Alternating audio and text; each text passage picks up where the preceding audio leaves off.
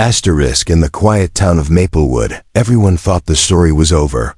A missing girl, a case gone cold, and a community that chose silence over truth.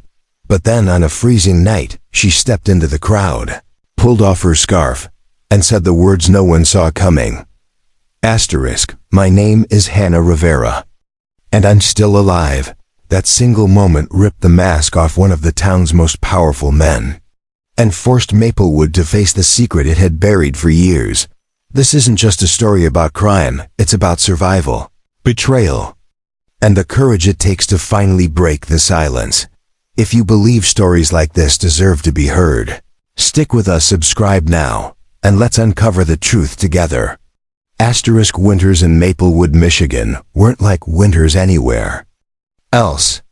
The wind came tearing down from the Great Lakes, rattling through the pine forests, driving walls of snow across the empty streets until the whole town looked drowned in white silence. People joked that if you didn't have a fireplace in Maplewood, even your heart would freeze solid. Ethan Miller pressed his forehead against the cold window of his family's cabin, staring out at the yard where snow had piled nearly to his knees. At 13, he was all sharp elbows and restless eyes, hair the color of dry oak bark sticking up in messy tufts. The house behind him felt colder than the weather outside, not because of the drafty walls, but because of his parents. They'd stopped talking the way parents should. Now it was clipped words, awkward silences, doors that closed too hard. They weren't fighting, not exactly. But Ethan knew something in the center of their lives had cracked, and he couldn't do anything to fix it. So he wandered. And more often than not, he ended up at the one place no one else bothered with anymore, the old Maplewood Public Library. The library had been shut down for years, ever since the new high school opened with its shiny media center. Adults avoided it. Kids whispered it was haunted. But Ethan loved it, the smell of old paper, the dust motes drifting in the broken windows, the feeling that he was the only person left in on a forgotten secret. That January afternoon, with the sky already dimming violet, he found something. Wedged in the storage room behind the stacks, a cardboard box, half collapsed under its own weight. Inside lay a cracked VHS tape and a thick file folder, its cover mottled with water stains. The first line made his stomach flip.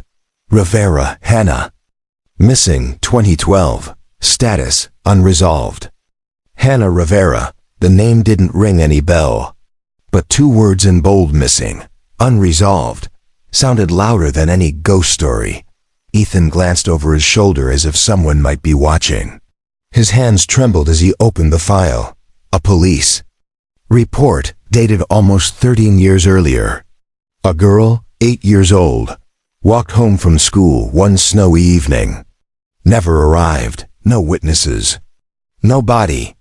The mother reported her missing, but the case went cold.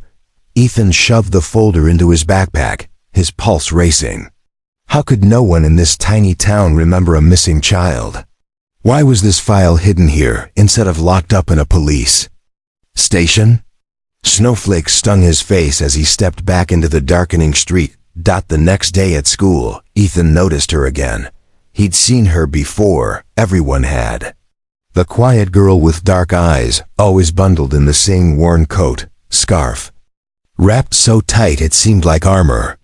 She moved through the hallways like smoke, never smiling, never lingering. People called her Snow. No one seemed to know her real name. That afternoon, Ethan slipped back into the library, but he wasn't alone. At the far end of the hallway, in the fractured light spilling through dusty windows, stood Snow. Her hand brushed along the spines of the forgotten books. When she turned and saw him holding the file, her eyes widened, a flicker of recognition. Then fear. She spun as if to run. "Wait!" Ethan blurted, his voice cracking. She froze. He held the file out in front of him like an offering. His voice was a whisper now. This is about you, isn't it?" The silence pressed in around them. The wind hissed through the broken glass. Snow didn't answer. But her eyes, those dark, trembling eyes, said everything. From then on, Ethan couldn't stop watching her. In class, she rarely wrote anything down. She'd drift off, staring out the window as if she could see something the rest of them couldn't. Whenever snow fell heavy outside, her body seemed to fold inward, her shoulders shaking as if she were freezing from the inside out. One afternoon, Ethan worked up the courage to sit beside her in the school library. He opened his notebook and started sketching. Streets, the old wooden bridge, the pine woods, the abandoned house he'd passed countless times at the edge of town. Snow's gaze slid over his shoulder. For a moment, her eyes flared with something like recognition, then shadowed again. Slowly, with trembling fingers, she picked up his pencil. On the map he'd drawn, she marked an X deep inside the forest. Ethan's heart pounded. He looked up, and for the first time, she spoke. Her voice was cracked and barely audible, like it had been unused for years. There, that place. It was the first word she'd ever given him. From then on, the two of them kept meeting, quietly, almost secretly. Ethan wrote down fragments of what she remembered. Snow-added drawings, shapes, places, symbols that made no sense to anyone else. Piece by piece, a picture was forming, though neither of them could yet see the whole. Some nights she would press her hands to her face, trembling, unable to go further. Ethan didn't push. He just sat there, keeping the silence from swallowing her. But then came the night he saw the man. Leaving the library, Ethan noticed him at the end of the snow-covered street. Tall, broad-shouldered, his face half hidden beneath the hood of a long coat. The man stood perfectly still, watching. Ethan's chest tightened. He quickened his pace. When he dared to glance back, the man was gone. Only a trail of heavy boot prints remained in the snow, leading into the darkness. And in that instant, Ethan knew. Whatever secret the snow had been keeping all these years, it wasn't finished yet. The first thing Ethan Miller noticed that winter was how quiet the snow could be. Not the kind of quiet you got in the library, or when teachers droned on and everyone zoned out. This was a heavy quiet, like a blanket pressing down over Maplewood, muffling everything. The barking of dogs, the whine of passing cars, even the creak of tree branches sagging under ice. He leaned his forehead against the icy window of his family's cabin and watched the flakes fall, fat and slow, burying the world 1 inch at a time. At 13, Ethan was old enough to know winter in Michigan could be brutal, but this year felt different. Lonelier, colder. Even inside the house. Behind him, the radio played low in the kitchen. His mom hummed absently along, her voice thin, distracted. His dad was outside chopping wood, the steady thud of the axe breaking through the silence every so often. They used to laugh more, Ethan thought. They used to fill the house with noise. Now, even when they were in the same room, it felt like 1,000 miles stretched between them. He hated that distance most of all. So Ethan disappeared when he could. Not far, just to the edges of Maplewood, where the abandoned public library sagged beneath its roof of snow. Most kids in town stayed away from the place.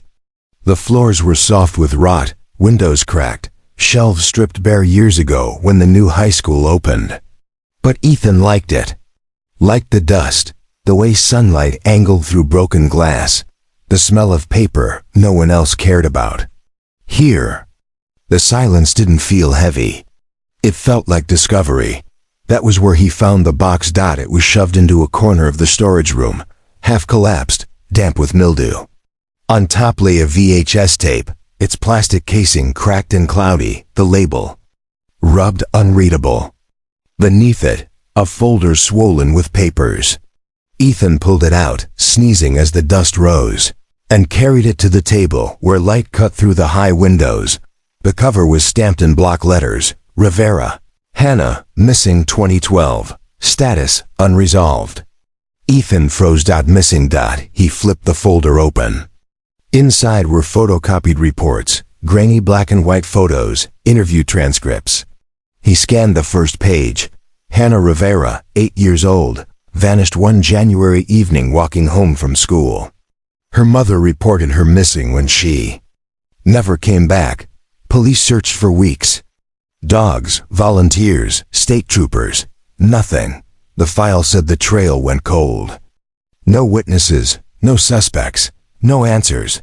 Ethan's chest tightened. How could something like that happen here? Maplewood wasn't big. 2 diners, 1 grocery, a post office that doubled as gossip central. Everyone knew everyone. And yet, somehow, a little girl had been swallowed by the snow, and the town had let her slip into silence. He turned the page. A photograph slid loose and fell into his lap. It showed a girl with dark hair, smiling crookedly at the camera, her front tooth missing. A knitted scarf wrapped clumsily around her neck, one end longer than the other, as if someone older had tied it for her. Beneath, the caption read, "Last known photo." Ethan stared. The air in the library seemed to shift, because he'd seen that scarf before. Winter in Maplewood, Michigan, was merciless. Snow didn't just fall here, it conquered, laying claim to every street, every rooftop, every porch light dimmed behind frosted glass. By late January, it had buried the town so deep that even sound seemed to vanish, smothered beneath the heavy white silence. Ethan Miller pressed his forehead to the cold pane of his bedroom window and watched another storm drag its weight across the forest. The world beyond his glass looked endless, featureless, just white and gray and more white. He hated it. The way it swallowed everything, the way it made him feel small and invisible. Inside, the cabin wasn't much better. His mother's voice hummed faintly from the kitchen radio, but the tune carried no warmth. His father's axe struck rhythmically against the chopping block outside, thud, crack, thud like a heartbeat gone mechanical. They used to laugh once. They used to argue about music and tease each other over card games at the kitchen table. Now silence stretched between them, filled only by sighs and the occasional slam of a cupboard door. Ethan pulled away from the window. He couldn't stand that silence. So, like most afternoons, he grabbed his backpack and trudged down the road, past the shuttered diner, past the frozen creek, to the one place in Maplewood no one else bothered with anymore, the old public library. The library had been shut down years ago, abandoned when the new high school built its sparkling media center. The town claimed it was too expensive to heat, too costly to repair. Kids whispered it was haunted, the kind of place where shadows lingered too long. Adults avoided it out of disinterest, or maybe superstition. But Ethan liked it. He liked the way his footsteps echoed in the empty halls. He liked the dust and the smell of paper gone yellow, like stories no one remembered. He liked the thought that here, among crumbling shelves and broken windows, he might find something nobody else had the patience to look for. That afternoon, he did. In the far corner of the storage room, hidden beneath collapsed cardboard and warped boards, he found a box, half soaked by melted snow, sagging with mildew. On top lay a VHS tape, its casing cracked, its label rubbed blank. Beneath it was a folder, thick with paper and bound with a rusting clip. Ethan sneezed as dust rose in the air. He dragged the box into the light that slanted through a broken pane and wiped at the folder's cover. The words stamped across the top stopped him cold. Rivera. Hannah, missing 2012. Status, unresolved. His stomach clenched. He glanced around, as if someone might catch him. The room was empty, silent except for the groan of old wood in the wind. He opened the file. Police reports. Witness statements. Newspaper clippings browned with age. A grainy photo of a girl with dark hair and a crooked smile, one front tooth missing. A knitted scarf wrapped around her neck, one end dangling longer than the other. Beneath the photo, a caption, last known image. Ethan stared at it until the world around him blurred. He was only 6 when the report was filed. Old enough to have been here, young enough not to remember. How had nobody mentioned this? How had a missing child simply vanished from Maplewood's memory? He flipped page after page, 8 years old. Walked home from school one evening. Disappeared between Pine Street and the wooden bridge over the creek. No body found. No suspects identified. Search suspended after 3 weeks. His pulse quickened. Maplewood wasn't a big town. Everyone knew everyone. How could an 8-year-old vanish here without leaving a mark? Ethan shoved the folder into his backpack and fled the library. Outside, snowflakes stung his face.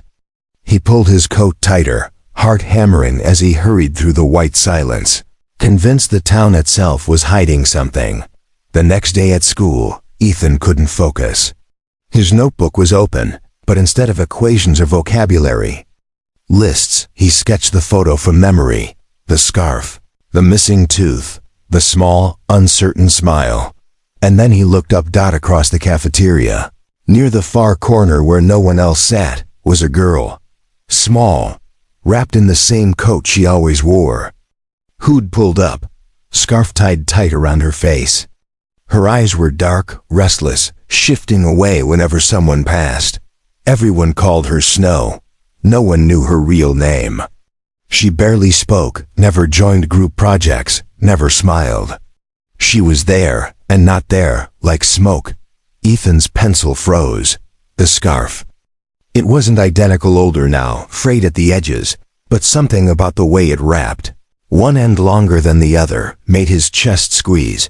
He looked down at the drawing in his notebook, then back up at her. It couldn't be, could it? That afternoon, Ethan returned to the library, the folder burning a hole in his backpack. He told himself he was imagining things. A scarf didn't mean anything. Kids wore scarves all the time. But still, his feet carried him back into the dim, cold halls of the abandoned building, where the dust never settled and the air smelled of secrets. And there she was. Snow stood at the far end of the corridor, her hand brushing along the spines of forgotten books. The pale light from broken windows fell across her face, catching the sharp edge of her cheekbones. When she turned and saw him, saw the folder clutched in his hands, her eyes widened. Recognition. Fear. She froze, then spun, as if to run. Wait.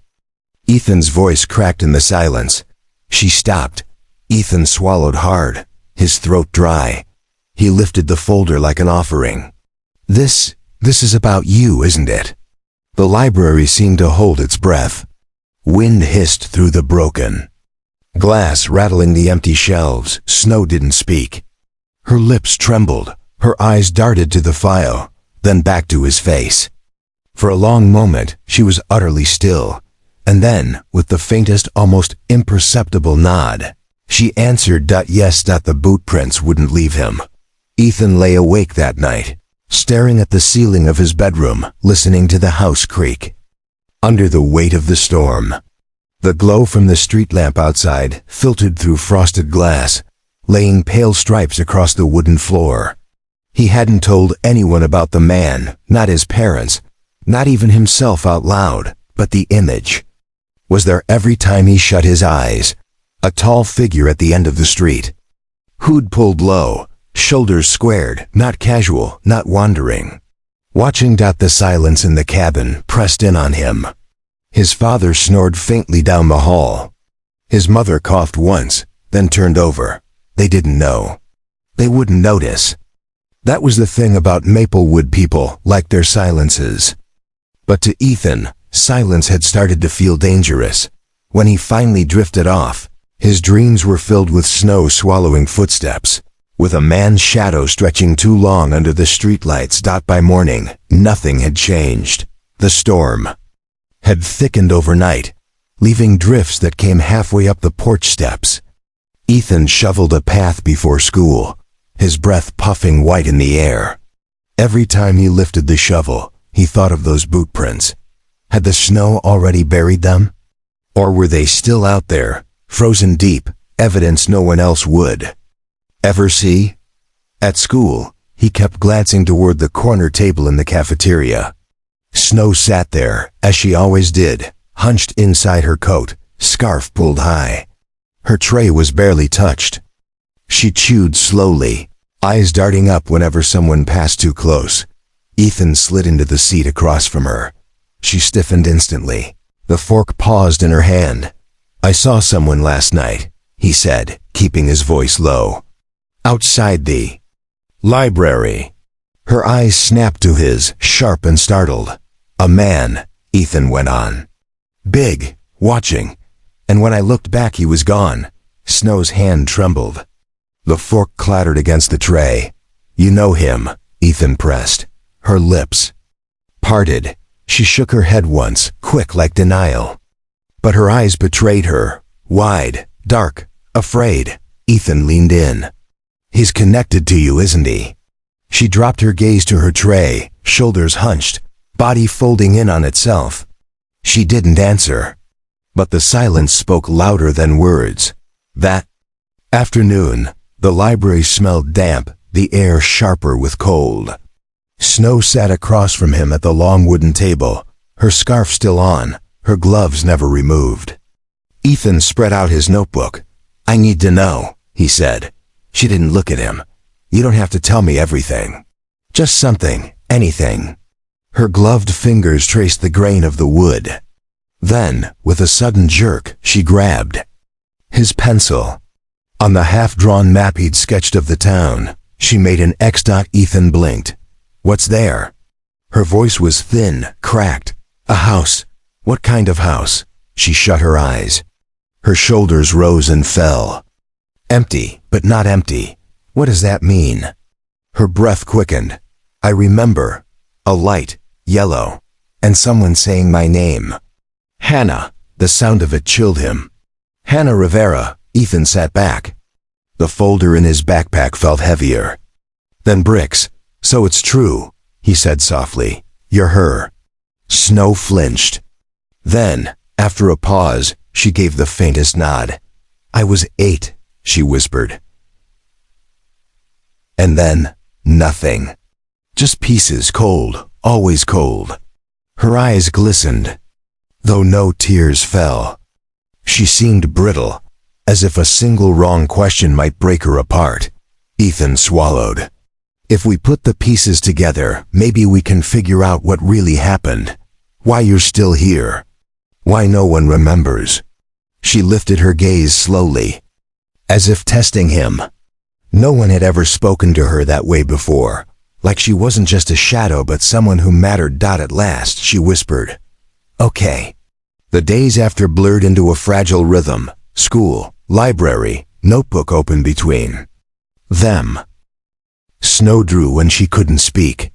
Sharp, fast strokes. A door with a padlock. A staircase spiraling down. The outline of a hand gripping bars. Each image left Ethan unsettled, like looking at fragments of a nightmare that had bled into daylight. Sometimes. She stopped, dropped the pencil, pressed her hands over her face. Her breathing turned ragged. Ethan didn't push. He waited, letting the silence settle, letting her know he wasn't going anywhere. Little by little, she trusted him more.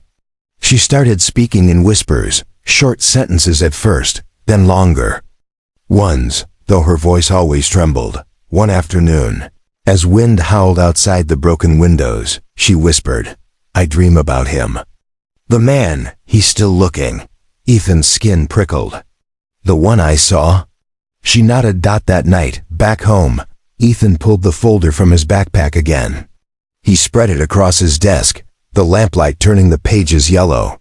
He flipped through the statements, the mother's interview, pleading, the notes about fruitless searches, the faded photo of Hannah with her crooked smile. And then he saw it, tucked near the back, almost overlooked before. A photocopy, faded, grainy, but a face, dark hair, a heavy jaw, eyes that looked straight through him, even blurred by the machine. Ethan's stomach lurched. It was him. The man from the street. The next morning, snow lay thick across Maplewood, unbroken and clean. Ethan stepped onto the porch to grab the paper. His boots crunched over the boards. And then he saw it. A brick, lying at the foot of the steps. Wrapped in brown paper, tied with string, his breath caught. He bent down, hands shaking, and pulled the paper free. Across the surface, scrawled in jagged black marker, were 2 words, "Stop digging." Ethan stood on the porch with the brick in his hands until his fingertips went numb. The cold bit through his gloves, but he didn't feel it, not really. He kept reading the words scrawled across the paper, as if repetition could turn them into something else. "Stop digging." He turned the brick over. Nothing else, no initials, no address, no clue except the thread itself. Behind him, his father's boots thumped down the hallway. Panic lit up his spine. He wrapped the paper back around the brick, tucked it under his coat, and slipped past the living room like a thief in his own house. Upstairs, he slid the brick into the back of his closet, behind a stack of board games he hadn't touched in years. He stood there a moment, breathing hard, watching the closet door as if something might push it open from the inside. He should tell someone. That thought hovered like a moth around a porch light. Small, persistent, a little pathetic. Tell his mom and watch her face go tight with worry he'd caused. Tell his dad and listen to the clench in his jaw when he said they'd handle it. Tell the police and hand over the folder and watch the whole thing disappear again into silence. The closet door stayed shut. Ethan sat on the edge of his bed and stared at his hands, pale where the gloves had been, ridged with cold. When he finally moved, he reached for his backpack, pulled out the file, and held it like a living thing. "Okay," he said to the empty room. "Okay." At school, he kept the brick out of sight but not out of mind.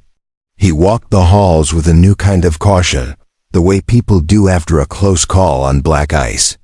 His head tipped slightly toward every sound behind him. He noticed shadows. He noticed who lingered too long at corners. Snow sat where she always did at lunch, the far table, back to the wall, tray barely touched. He didn't sit down right away. He watched her for a full minute, counting her breaths without meaning. Tio then crossed the cafeteria. "I need to show you something," he said. She stared at him. Her eyes flicked left, right, left, measuring exits. Her fingers tensed on the fork. "After school," he added. "The library." She nodded once. The day slouched forward in the way winter days do, too bright, too slow. He failed a quiz he would have passed last week and couldn't have cared less. In history class, he drew maps in the margins of the textbook. Pine Street, the wooden bridge, the forest scrawl of firs. He added a square where no square should be house. Cabin? He didn't know. He wrote the word yellow and circled it twice. By the time the bell rang, his jaw ached from clenching it. The library was colder than usual. A clean cold, the kind that settled inside your chest and unspooled. Ethan waited at the long table with the file open and his notebook ready. Snow appeared silently, as if the building had secret doors she alone could use. He set the brick between them. The brown paper was folded. Back to show the letters, she stared at the words so hard he thought she might burn them away with her gaze. Her breath fogged her scarf. "Someone left it on my porch," Ethan said. "This morning." Her eyes moved from the brick to the folder, to his face, to the windows that looked out on whitening sky. She didn't speak. "I think it's the same man," he said. "The one outside last night. I found a photocopy of a face in the file. I think it's him." "Where?" Her voice sounded like gravel. He pulled the page, a bad photocopy, all gray murk and hard lines. But the shape of the jaw was clear. The weight of the stare survived the blur. Snow's body went still, the way animals go still when they smell smoke. "Him," she said. The word came out more breath than sound. Ethan didn't ask how she knew. He didn't need to. He slid the photocopy back, turned his notebook to the map, and clicked his pen. "We need rules," he said. It surprised him, the way the sentence landed, like he'd been a different version of himself before the brick, and now he wasn't. No walking alone after dark. If we split up, we meet here, not at school. If anything weird happens, we write it down before we forget. We make a plan and we stick to it. Snow listened without lifting her eyes. Rules worked for her. He could tell by the way her breathing evened out as he listed them, by the way her shoulders lowered a fraction. He drew a circle around the X she'd made days ago. What else do you remember about this place? She closed her eyes. Her eyelashes left small smudges of shadow on her cheeks. He waited. Wind chimes, she whispered. But the sound was wrong. Like metal spoons. Spoons, he wrote. Kitchen spoons, wind chime. Blue, she added. Not sky blue. Duller. Peeling. He wrote. Blue paint, peeling. A smell, she said, and her hands clenched where they rested on the table. Bleach and oranges, he glanced up. Oranges, she nodded. Sticky hands, a peel in the trash. Someone said, "Don't touch that." Her mouth tightened around the remembered words. A ventriloquist for a ghost. Generator? He tried. A sound? She shook her head. Humming, not loud. Like a freezer. Ethan wrote everything. Freezer hum, bleach, oranges. He added yellow again, circled it a third time. Mailbox? He asked. Anything out front? Snow. Rubbed her gloved thumb over the table, drawing an invisible shape.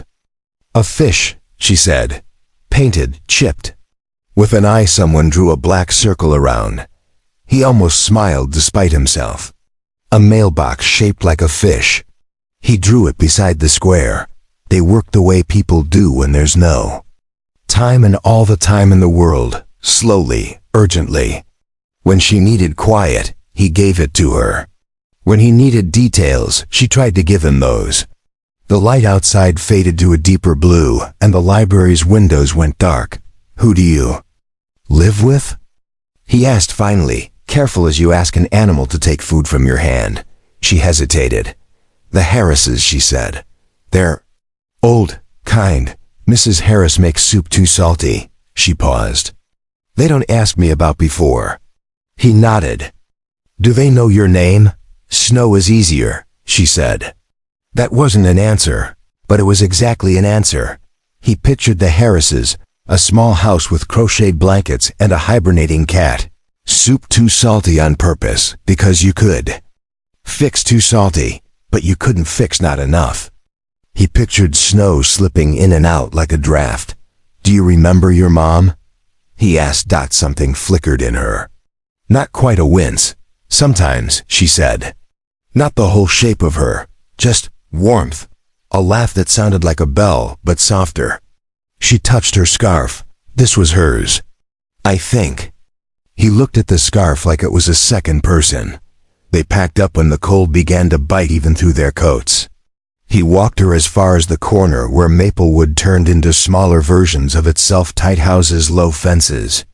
Streetlights hummed overhead. Snow stopped under one and pulled her hood farther down. Tomorrow, she said. Tomorrow. He echoed. He watched her until she turned onto the Harris's block. A pickup truck idled at the curb half a block away, exhaust ghosting up under the street lamp. It could have been anyone's. This was Michigan. Trucks were a language. But when Ethan glanced at the license plate, just for a second, the numbers blurred in a way that felt like deliberate forgetting. He squinted. 7VQ, 7VK. The truck rolled forward, slow as a thought, and turned away. Back home, he wrote everything down again. He printed the photocopy of the man's face and tucked it under his mattress like that could pin the world to something solid. He wrote a note and hid it inside the hollow of a ripped textbook. If anything happens to me, check the old library storage room, box under the broken shelf. It felt ridiculous and exactly right. He dreamed about oranges, about small sticky hands, about a yellow light buzzing like a bee trapped in a jar. The next day, he went to the high school media center during study hall and asked if they had old newspapers on microfilm. The librarian blinked at him in the amused way grown-ups do when kids ask for things that belong to different decades, then led him to a machine that whirred like a vacuum cleaner and smelled faintly of warm dust. He scrolled through the winter of 2012. Maplewood looked the same, snow on snow on snow, but everything inside the stories felt thinner, like the town itself had been starving then. He found 3 articles about the search for Hannah Rivera, photos of men in orange vests walking shoulder to shoulder through fields, a line about volunteers bringing casseroles to the Rivera's house, a quote from a deputy promising they were pursuing all leads. One article mentioned a person of interest seen near the wooden bridge, a man in a dark coat, mid-30s, driving a dark pickup. No name, no arrest. The word interest sat there like a joke. Ethan printed the page and slid it into his notebook. He felt the oddest mix of triumph and dread, the way you feel when a puzzle piece fits and reveals a darker picture than you wanted. When he reached his locker before last period, a folded piece of paper fell out. He stared at it for a long moment, as if it might explode. Turn back. Same jagged letters. Same hand. He looked up and down the hall. Everything hummed along as usual. Laughter by the water fountain, sneakers squeaking, someone calling out that the vending machine ate their money. The normalcy of it made his skin feel wrong. He stuffed the note into his pocket and walked to class with a strange, floating calm. He had the brick, the photocopy, the articles, the map, the rules. He had Snow's voice in his head saying oranges and spoons and blue paint. Whoever was leaving messages had what? A marker and the ability to wrap a brick. After school, he didn't ask Snow if she still wanted to meet. He just went. She was already there when he arrived. He had the ridiculous sense she'd been there all day, waiting, like some part of her recognized the old building as the only place the air wasn't. Lying. He set the new note beside the brick. They know, she said. Who? Ethan asked, even though he could see the answer flicker across her face. Everyone and no one. Someone who doesn't want us to remember. She reached out, touched the corner of the note with a gloved fingertip, as if testing its temperature. He used to do that. Her voice thinned. Leave messages. Ethan's heart stuttered. To you? She shook her head. To someone else. But I heard them. A door. A step on the stairs. A paper sliding under. Be good. Stay quiet. Her voice became a child's without changing pitch. He wanted to ask 100 questions. He asked none. He tapped the map. Show me how far the bridge is from Pine Street, he said. Not with numbers, with steps. How many steps for you? She stood, surprising him, and began to pace alongside the table. Small, measured steps, counting under her breath. At 27 she paused, tilted her head, stepped 3 more, stopped like she'd hit glass. Snowdrift, she murmured. It was high. He lifted me. The room tilted. Ethan caught the edge of the table and breathed through the way the floor felt suddenly untrustworthy. Okay, he said when he could. 27 and then 3 because of the drift. He wrote it down. How heavy did he feel? She blinked at him, startled. Heavy? The word sounded foreign. Yeah, when he picked you up. Her eyes went distant, somewhere behind him, like a coat with a person in it, she said finally. It smelled like wet wool and gasoline. Wet wool, gasoline. He wrote it, the pen digging through the paper. They worked until the light died completely and the building became a dark thing around them. In the blackening windows, their reflections looked like other kids, ones with normal problems, ones who could go home and eat soup and argue about chores. Ethan snapped the notebook shut. We shouldn't walk out together, he said. If someone's watching, 2 is more noticeable than 1. She nodded but made no move to go. He realized with a small jolt that leaving was harder for her than staying. Here, he said, and it took him a second to figure out what he was doing as he did it. He pulled off one glove and handed it over. Swap, if we get separated. We'll know we're still. He stopped, embarrassed, but she took the glove and gave him one of hers. It was too small for him, and his was too big for her. The mismatch felt like a secret handshake. He left first, pausing long enough outside to scan the street. Nothing. A wind had picked up, sending powder skittering along the pavement. He waited at the corner until he saw her slip out and move the other way, head down, steps small and fast. He should have gone home then. He should have done homework or split wood or asked his dad about the squeak in the back door hinge. Instead, he circled the block and came up behind the library, where a chain-link fence separated the lot from the alley. Someone was already there. Up and not from the night before, smaller, bundled tight, moving quick. The person reached up with a gloved hand and pressed a square of tape to the busted window, then another, a spiderweb of clear lines. They leaned in, peered through, then slipped something through the gap. It made a soft sound when it landed inside. Ethan ducked behind a trash bin. His heart made a noise in his head like a drum dropped and rolling. The figure turned, scanned the alley, and hurried away, their footsteps a whisper on the crusted snow. He waited until the sound dissolved before he moved. He climbed the fence, tore his coat on a twisted wire, and swung down into the lot.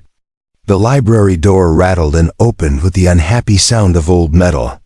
Inside, the air smelled like it always did. Dust, old pages, a little sweet, like forgotten apples. He moved through the stacks by memory, the beam of his phone low, and tight. At the table where they'd been sitting, something new waited.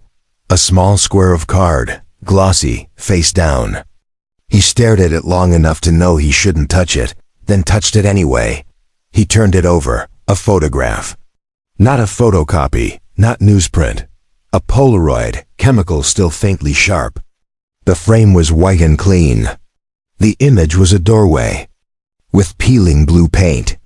From the top hung a wind chime made of spoons. In the bottom margin, someone had written a date in neat, printed numbers. 01/16/2012. Ethan stood with the Polaroid in his hands until the dark felt thicker than cold. He wanted to run. He wanted to hold the picture out at the world and demand it explain itself. He wanted to walk straight to the Harris's porch and put it into Snow's hands. Instead, he slid the photo into his notebook and shut the cover. Carefully, as if he could smother the hum that seemed to give off. When he stepped back into the alley, snow was falling again, new, soft, an eraser. He looked down at his boots, at the clean surface waiting for marks, and understood that every step he took from now on would make a trail. Someone else could follow. He went home by a different street. Ethan carried the Polaroid in his pocket all night, too restless to sleep, too afraid to leave it out where someone might find it. He lay on his bed staring at the ceiling, listening to the house sigh with heat pipes and shifting beams. Every so often, he slid the photo out, lit it with the beam of his phone, and stared at the image again. Blue paint, peeling, wind chime made of spoons. A doorway that looked like it had been waiting for years. And the date January 16th, 2012. Stamped into the margin like a wound. It was the winter. Hannah Rivera had disappeared. By dawn, his eyes burned with exhaustion, but his mind wouldn't quiet. When his mother knocked softly to ask if he was awake, he shoved the photo back into the notebook and muttered that he wasn't feeling well. She let him stay home, and for the first time in months, Ethan felt grateful for her distance. The hours crawled. He counted the knots in the ceiling wood, then counted again. By the time late afternoon bled into early evening, he couldn't stand it anymore. He pulled on his coat, tucked the notebook under his arm, and walked to the library. Snow was already there. She sat at the table with her scarf pulled high, hands folded in her lap. When she looked up, something in her eyes shifted at once, like she could smell the tension coming off him. He slid the photo across the table. Her fingers hesitated before touching it. She looked down. When she saw the image, her breath caught. Scarf muffled her words, but they came out anyway. That's it. Ethan leaned forward. The house? Her gloved fingertip touched the spoons. They dangled blurred in the photo, frozen mid-swing. I know that sound, she whispered. It used to follow me. Like it was inside my head. She pressed the photo flat with her palm, almost hard enough to crease it. He brought me here. Ethan swallowed. When? Before. Her voice cracked. When I was small. When it was dark and smelled like bleach. He left me upstairs once. I counted the steps. 8 up, 11 down. She shut her eyes, rocked slightly. The freezer hum. I heard it there. The details spilled. Like water from a crack. Ethan wrote furiously. 8 up. 11 down. Bleach, freezer hum, oranges, wind chime of spoons. Blue paint peeling. He stopped only when he noticed her trembling. Hey, you don't have to. But she shook her head. No, I remember. I remember the orange peel. He ate it, then threw it away. Said if I was quiet, I could have the other. Half. Her hands clenched into fists. I didn't touch it. The words lodged in Ethan's chest like splinters. He wanted to erase them, to fold her back into something whole, but all he could do was listen. He tapped the photo. Do you know where this is? Her head moved slowly side to side. No, not from outside. He always carried me in. Ethan looked at the photo again. Something about the angle, the slant of the porch roof, tugged at his memory. He'd seen houses like this at the edge of town, where Maplewood bled into farmland and forest. Places forgotten, left to rot. I think I can find it, he said. Snow's head snapped up. No, why not? He'll be there. Her eyes darkened. He's always there. The following week stretched taut as wired. Ethan couldn't concentrate in class. He carried the Polaroid everywhere, hidden in his notebook, and traced the edges with his thumb until the frame softened. Every time he passed a pickup on the road, dark-colored, dented, ordinary, his heart stuttered. He and Snow kept meeting. At the library. They built the map piece by piece, layering her memories over the town skeleton. He added the bridge, the roads, the likely stretch of houses. She added symbols: an X, a square, a spiral staircase. One evening, she drew a circle at the edge of the paper, far from the others. There, she whispered, I think. That's where the humming was loudest. Ethan frowned. What is it? Her pencil hesitated, hovering. Then she scrawled the word, basement. Thursday. He was walking home from school when headlights swept across him, too slow, too deliberate. A dark pickup crept past, exhaust clouding in the cold. He caught a glimpse of the driver, a man with a heavy jaw, eyes hidden in shadow. The same shape as the photocopy. The truck didn't stop. It just rolled by, turned at the corner, and disappeared. Ethan knew. He sprinted the rest of the way home, slammed the door behind him, and pressed his back to it. He didn't tell Snow right away. He didn't want to see her fear mirrored back at him. But when they met the next day, she noticed the tension in his hands, the way he clenched his pen. You saw him, she said flatly. He nodded. Her scarf muffled her words. Then we don't have much time. Ethan stared. What does that mean? He's getting closer. Her eyes darted to the windows. He knows we're looking. Then we have to be faster, Ethan said. He opened the notebook, jabbed at the Polaroid, the notes, the map. This house, there has to be a way to find it. Snow's voice dropped to a whisper. And if we do, then we'll know the truth. She looked at him for a long moment, the way people look when they're weighing whether to believe in hope or not. Finally she said, truth doesn't keep you safe. But she didn't walk away. That weekend, Ethan tried to act normal. He shoveled snow, split logs with his father, listened to his mother hum in the kitchen. But the normalcy felt thin, like plastic wrap stretched over something rotten. Every sound outside, the crunch of footsteps, the hum of an engine made him tense. At night, he dreamed of the house. Blue paint, spoons clinking, the hum of a freezer. In his dream, the door opened slowly, and Snow's voice whispered from inside, "He's waiting." He woke with sweat freezing on his skin. On Sunday afternoon, he couldn't hold it in anymore. He biked to the edge of town, tires crunching overpacked. Snow, the wind burning his cheeks. He pedaled past fields gone stiff and gray, past barns collapsed into themselves. He scanned every porch, every roofline, searching for peeling blue paint. He didn't find it. But he found something else. A mailbox, shaped like a fish. The paint was chipped, and someone had circled the eye in black. Ethan stopped so fast his bike skidded. His breath steamed in the cold. He pulled out the Polaroid and held it up. The doorway wasn't the same, not exactly. But the angle of the porch roof, the slope of the ground close. Too close. The house looked abandoned. Curtains hung crooked in the windows. Snowdrifts piled against the steps. No wind chime, not now, but a bent hook jutted from the porch beam. Empty. Ethan's stomach twisted. He turned his bike around and rode hard, back toward town. That night, in the library, he showed Snow the sketch he'd made. The fish mailbox. The peeling porch. Her eyes went wide. Her gloved hand hovered over the drawing, then pressed down. "That's it," she whispered. Ethan's pulse raced.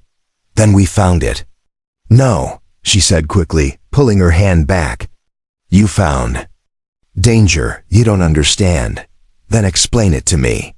She shook her head violently. "If we go there, he'll know. He'll see us." Snow Hannah. The name felt foreign but right on his tongue. He already knows. He left the brick, the notes. He's watching. So what difference does it make?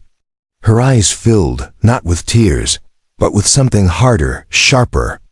The difference is we're still alive. The silence between them rang louder than any wind chime. When Ethan left the library that night, snow was falling again, thick, soft, a blanket erasing footprints. He pulled his coat tighter and glanced over his shoulder. The street was empty, but as he turned the corner, he caught sight of headlights idling a block away. The truck again, waiting. Ethan's breath came fast. He didn't run, not this time. He walked straight, steady, refusing to give whoever was inside the satisfaction of his fear. But the whole way home, he knew the game had shifted. They weren't just digging anymore. They were being hunted. Ethan didn't tell his parents about the truck. He couldn't, not when they barely looked at each other these days. Not when the silence at dinner already pressed against him like a wall. He shoveled food into his mouth, nodded when his father asked about homework, excused himself as soon as he could. Upstairs, in the narrow light of his lamp, he spread everything across his desk. The Polaroid, the photocopied face, the notes. The map layered with Snow's drawings. Each piece of paper trembled slightly in the draft, like they were alive. He stared at the Polaroid until his eyes ached. The spoons clinked in his imagination, over and over. By the time he turned off the lamp, it was past midnight. He lay awake, every sound in the house amplified. Wind against the siding. Pipe shifting. His mother coughing in her sleep. And beneath it all, or maybe just inside his head, a low hum like a freezer. The next day, Snow was late to the library. Ethan paced the length of the hall until he heard the door creak. She slipped in, scarf tight, shoulders tense. "You okay?" he asked. She didn't answer at first. She set her backpack down slowly, as though making sure of her surroundings. Finally she said, "I think someone followed me." Ethan froze. "Here?" "From school. All the way down Oak Street. Every time I stopped, I heard steps behind me." Her eyes flicked to the windows, but when I turned around, no one. His pulse kicked. He pulled out the Polaroid, slid it across the table. "We can't keep pretending this is just an hour. Heads, this house is real. I saw the mailbox. We need to figure out what's inside before he makes his next move." Snow's hands clenched into fists. You don't get it. He's already making his move. What do you mean? She lowered her voice to a whisper. He doesn't leave things behind by accident. The brick, the notes, the photo, they're not warnings, they're reminders. He's saying, I still control this. Ethan's throat went dry. Maybe, he said. Or maybe he's scared. Maybe we're getting close. Snow's eyes flashed. Scared men don't write notes. They shut mouths. They argued more than they had before. Ethan pushed. If we stop now, it's like letting him win. Snow resisted. If we keep going, it's like asking him to finish what he started. The tension hung between them, thick as the dust in the library air. But neither of them left. Eventually, Snow slumped forward, her forehead almost touching the map. There's something I haven't told you, she whispered. Ethan leaned in. In the basement, she said. There was a freezer. Big, white, humming. I used to count the seconds between the hums so I wouldn't hear other sounds. Dripping, chains. Her breath hitched. Sometimes I thought he'd put me in it. Ethan's stomach twisted. Did he ever? No. She shook her head quickly. But he opened it once, and I saw bags, plastic, heavy. Her eyes shone with terror. I don't know what was in them. I don't want to know. Ethan wrote, freezer, bags, plastic. His pen left a groove in the page.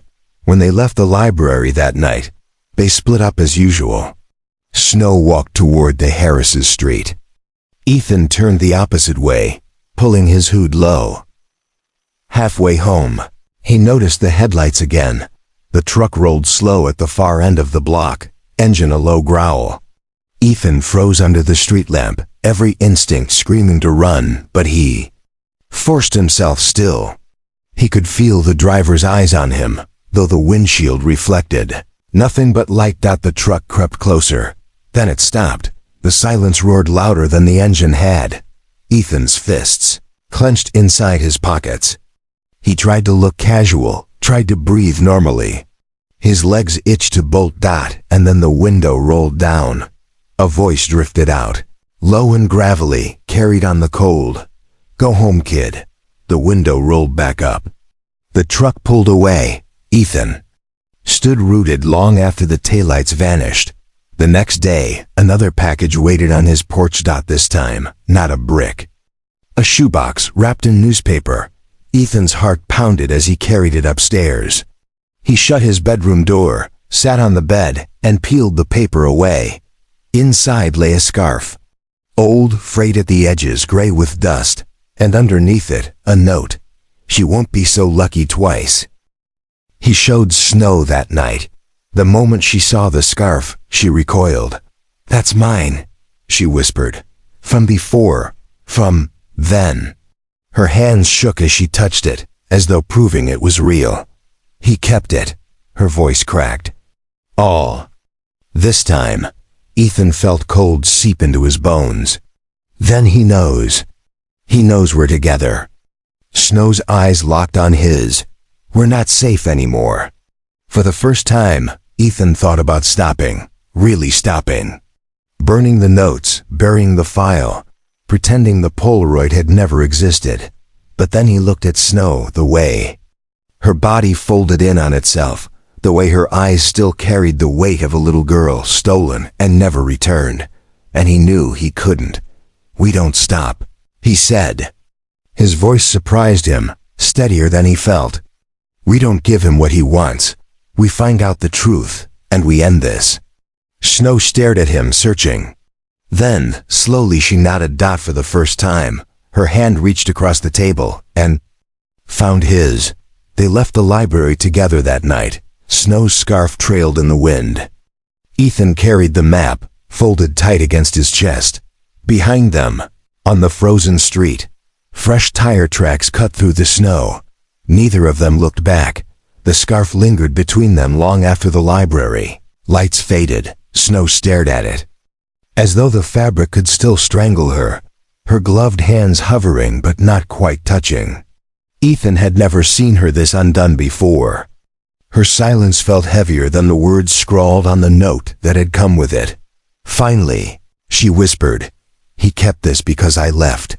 He wants me to know he didn't forget." Ethan swallowed, the weight of it sitting in his chest. Then, "We don't give him what he wants." Her eyes lifted to his. "And what is that? For you to be afraid." The words hung there, fragile, as if he might regret them. But she held his gaze, and for the first time, something shifted in hers, a faint spark, not of comfort, but of defiance. The next few days were a blur of snowstorms and unease. Ethan moved through school with his notebook hidden under his jacket, glancing over his shoulder whenever footsteps fell too close.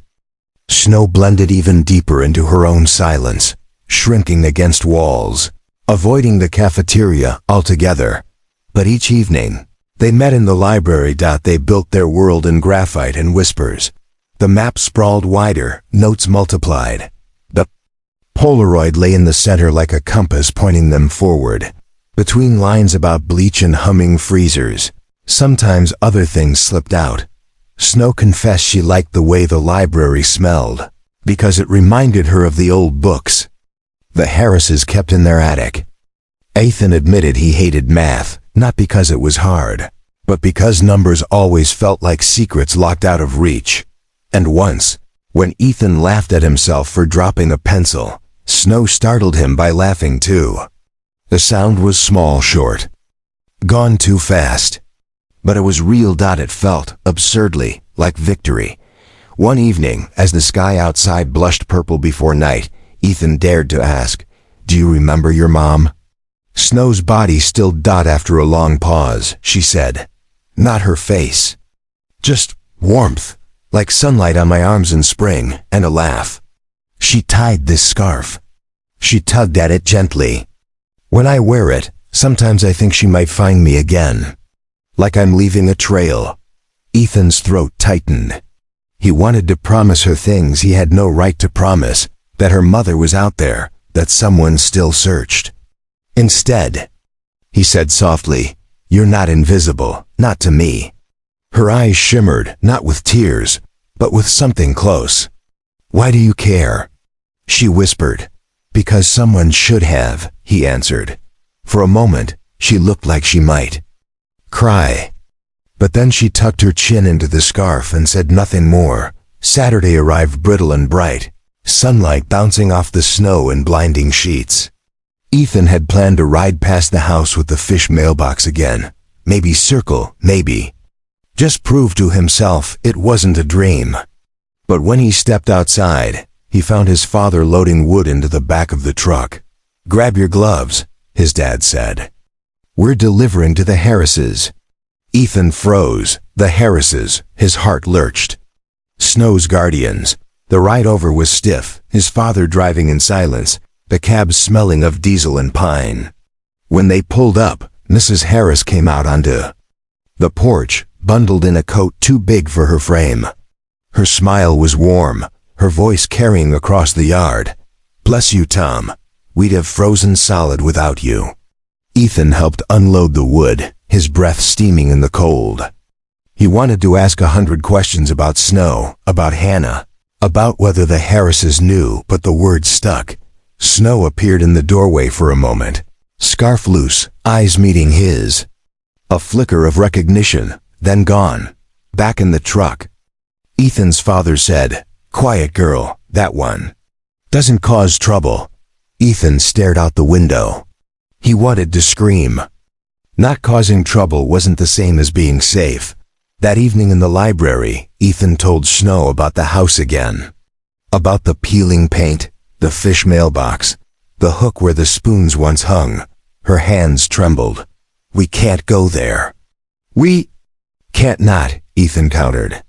"If it's real, if it's where you were, then the truth is there." "The truth won't keep us safe," she whispered. He leaned closer. Neither will silence. For a long moment, neither spoke. Dust drifted in the last beam of sunset cutting through broken glass. Then quietly she said, "If we go, we go. Together." The decision hung between them like frost in the air. Fragile, dangerous, irreversible once touched. Snow's voice was almost inaudible when she repeated, "If we go together." Ethan nodded. He didn't say the word promise, but it was there in the way his hand tightened around the notebook they picked. Sunday afternoon. The world outside. Maplewood was quiet then. Church bells faded into silence. Families gathered over stew and bread. Roads lay empty under the weight of winter. Ethan told his parents he was heading to the library, half true, but enough to pass unnoticed. His father grunted. His mother waved from the sink, her hands deep in dishwater. He met Snow at the edge of Oak Street. She wore the same coat, the same scarf, but her eyes darted more than usual. Ethan wondered if she'd slept at all. "Ready?" he asked. She nodded once. They walked together, their boots crunching over snow, their breath sharp in the air. No words passed between them. The silence wasn't awkward, it was armor. By the time they reached the edge of town, the sun was low, bleeding red into the snowdrifts. Ethan spotted it first, the fish mailbox, paint chipped, eye ringed with black. The house sagged beyond. Porch crooked, paint peeling. He pulled the Polaroid from his pocket and held it up. The match was unmistakable. Snow froze. Her body locked tight, as though her muscles remembered more than her mind. "That's it," she whispered. The wind stirred, and for a moment, Ethan swore he heard spoons clinking, though the hook above the porch was empty. They stopped at the edge of the yard. Snow clutched her scarf so tight, her knuckles paled through the gloves. "We don't have to go in," Ethan said softly. Her eyes cut to his. "But if we don't, nothing changes." He nodded. The steps creaked under their weight. Snow flinched. At each sound, the door loomed, paint blistered, hinges rusted. Ethan pressed his hand against it. The wood was icy cold. He looked back at her. She gave the smallest nod. The door didn't move. Locked. Relief and disappointment tangled inside him. He stepped back, scanning the windows, grimed, curtains sagging. One was cracked open a sliver. "Wait," Snow whispered, panic in her tone.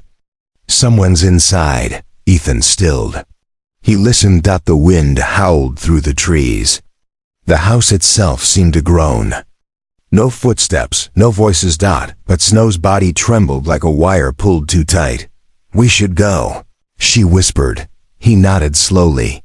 They backed down the steps, every creak louder than it should have been. By the time they reached the road, Snow's breath came fast and ragged. Ethan wanted to say something comforting, but nothing fit. The truth was too sharp. They walked back in silence until the bridge came into view. The same wooden bridge Hannah had disappeared near all those years ago.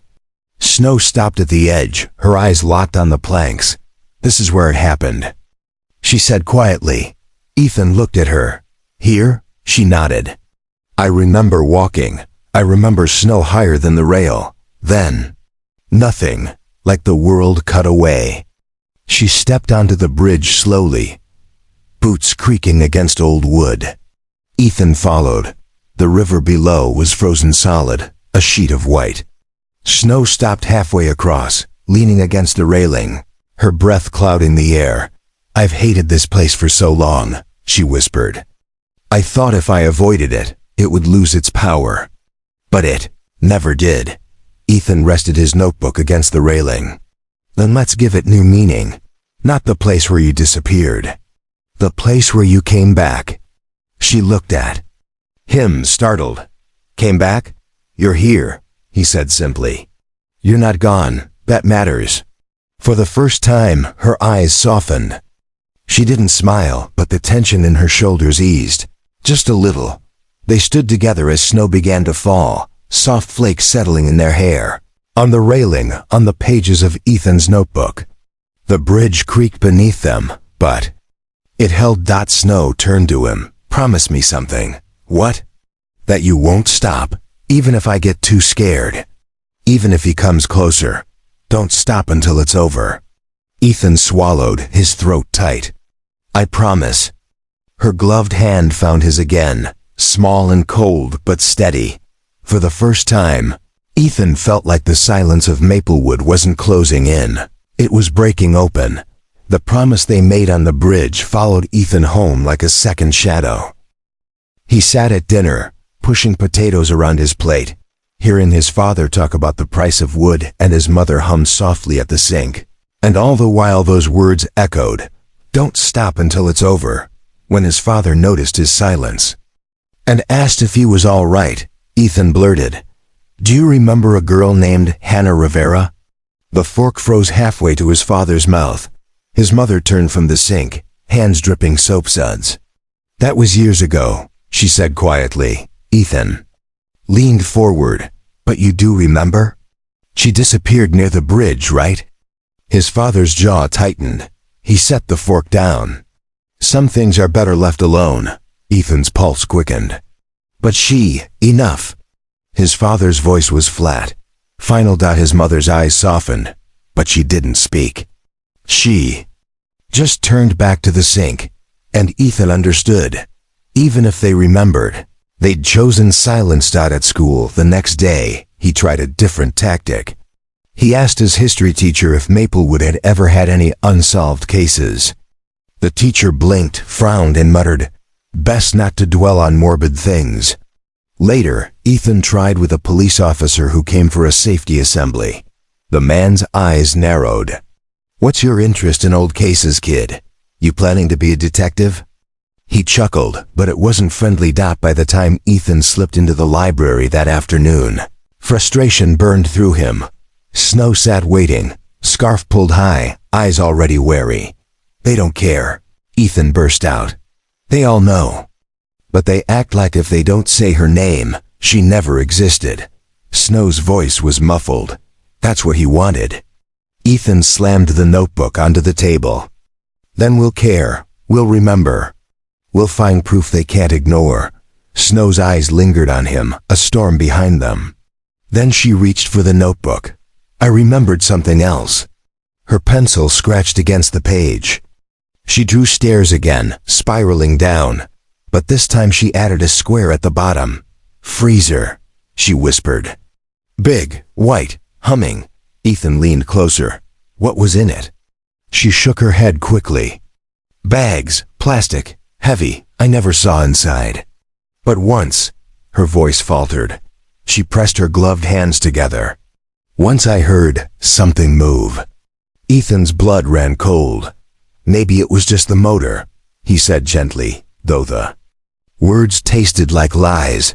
"Maybe," she whispered, but her eyes said otherwise. That night, walking home, Ethan felt the weight of eyes on him. He turned corners faster, checked over his shoulder. Snow had split off earlier, and he wished fiercely he hadn't let her go alone, near his street. Headlights bloomed behind him. A dark pickup. The same slow roll. Ethan's breath seized. He darted into an alley, boots skidding on ice. The truck crept past, engine low. For one terrible moment, he saw the driver clearly, heavy jaw, eyes like pits, mouth curled in something not quite a smile. The truck turned the corner and vanished. Ethan stood shaking against the wall, the cold cutting through him. This wasn't imagination. This wasn't a ghost story. The man was here. The next day, in the library, Ethan slammed the notebook down harder than he meant to. "We can't just wait for him to keep circling. We need to go back to the house. Get something real. Something we can show." Snow stiffened. "No, why not?" "Because he'll be there. He's already everywhere," Ethan said. "Watching us. Following us. He knows we're digging, but he doesn't know how much. If we go in, we get proof, something he can't take back." Snow's scarf muffled her rapid breathing. "You don't understand. If we step inside, it won't just be about proof anymore. It'll be about survival." Ethan leaned closer, his voice low but fierce. "Then we survive together." She searched his face as though looking for cracks. Finally she whispered, "You're insane." "Maybe," he said. "But so is pretending. Silence keeps us safe." By the weekend, they had a plan, if you could call it that. Ethan would bring a flashlight, gloves, and his phone.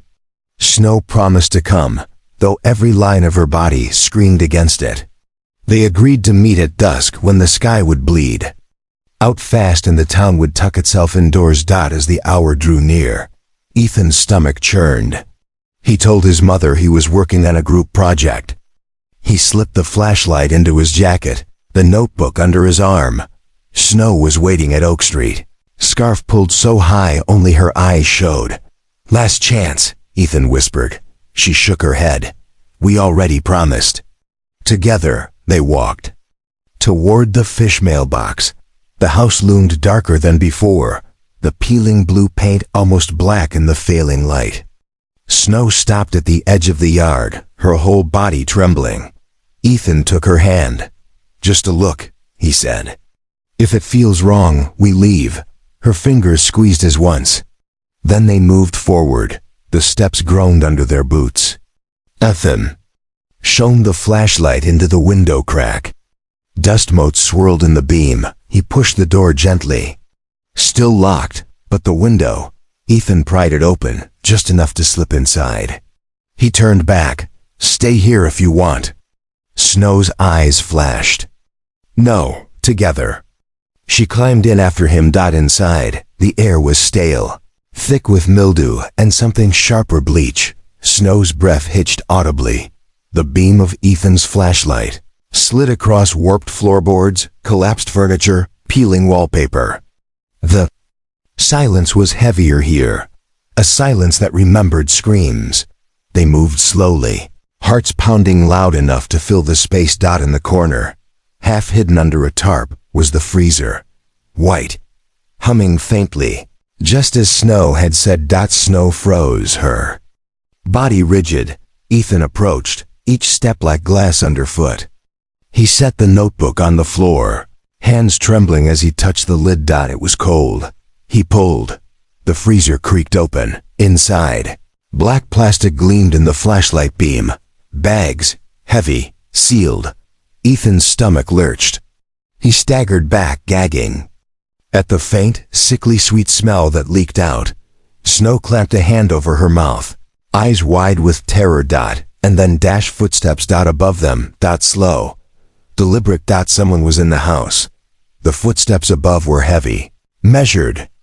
Not the quick shuffle of someone curious, not the aimless tread of a vagrant. Each step landed with intent, like punctuation marks in a sentence neither of them wanted to read. Snow's hand clamped onto Ethan's sleeve. Her body trembled so violently he thought the floor might hear it. The flashlight beam quivered in his grasp. He killed it instantly, plunging them into darkness. The hum of the freezer filled the void, a low, mechanical heartbeat.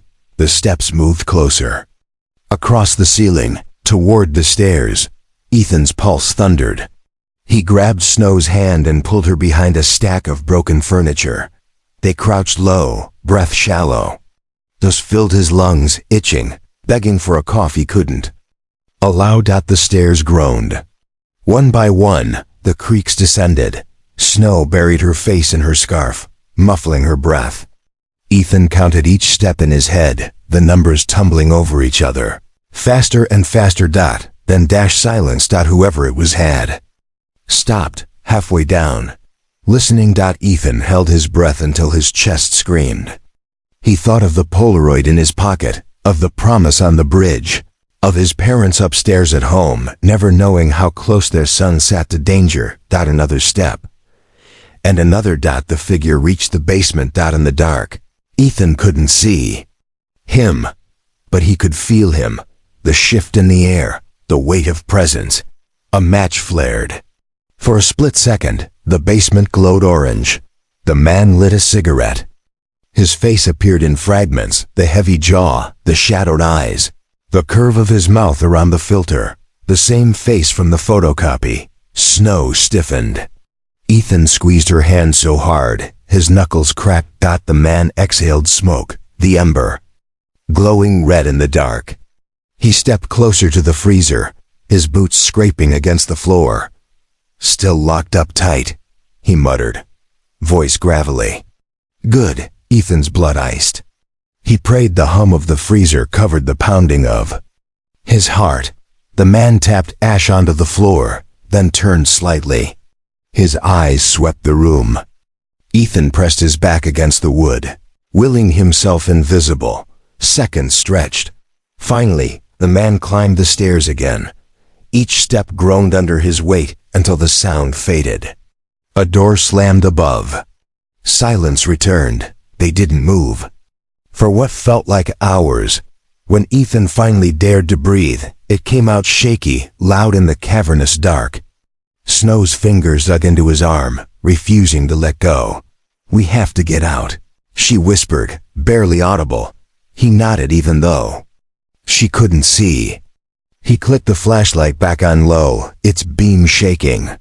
The freezer gaped open, the bags still inside like mute witnesses. Snow turned her face away. "Don't look again, please." He shut the lid gently. They moved to the window, every creak of the floor threatening to betray them.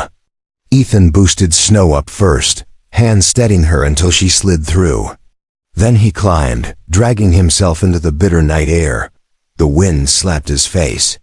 He'd never been so grateful for the cold. Snow clutched his sleeve as they ran, their boots carving frantic trails through the snow. They didn't stop until the house was a shadow swallowed by trees. On the bridge, both of them collapsed against the railing, gasping. Snow's eyes were wide, wild. "He was there," she whispered. "He still goes there, after all this time." Ethan nodded, still struggling for breath. "That means it's not just memory. It's still happening." "That freezer," he broke off, bile rising in his throat. Snow shook her head violently. "I don't want to know what's inside." "But we need to," he said, his voice cracked. "If we don't, no one will believe us." Her hands clenched, the railing until her gloves creaked. "Believing won't matter if we're dead." The words struck him hard. For the first time, he wondered if their promise on the bridge had been reckless. If dragging her deeper into this meant feeding her back to the darkness she'd barely escaped. But then he looked at her, the scarf slipping slightly, the faintest glimmer of a girl who refused to vanish. And he knew stopping wasn't an option. That night, Ethan couldn't sleep. He stared at the Polaroid, at the new lines in his notebook. Basement, freezer, bags. He still goes there. The threat had changed. This wasn't a cold case anymore. It was alive, breathing, smoking in the dark. When he finally drifted into uneasy dreams, he saw Snow again on the bridge. Only this time, the man stood on the opposite end, cigarette glowing. And the bridge kept stretching, longer and longer, the distance between them endless. The following morning, Ethan woke to find another note under his door. No brick this time, no shoebox. Just a folded sheet of paper, slid neatly across the floorboards. He unfolded it with trembling hands. "Next time I won't miss." He showed Snow after school. Her eyes filled with horror, then rage. "He knows where you live," she said. Ethan nodded. "Which means it's not just about you anymore. He's making me part of it." Snow's voice hardened. "Then we don't just survive. We fight." For the first time, Ethan saw steel in her gaze. Fear still lived there, yes, but so did something else, something that might burn brighter than fear if given the chance. Together, they walked back to the bridge. Snow brushed Snow off the railing, her breath clouding the air. "This is where it started," she said quietly. "So this is where we decide how it ends." Ethan opened his notebook, the pages thick with scribbles, sketches, fragments of memory. He pressed the Polaroid flat against the wood. "No more silence," he said. Snow nodded, pulling her scarf down just enough for her voice to ring clear in the frozen air. "No more." The wind howled through the trees. Snowflakes swirled around them.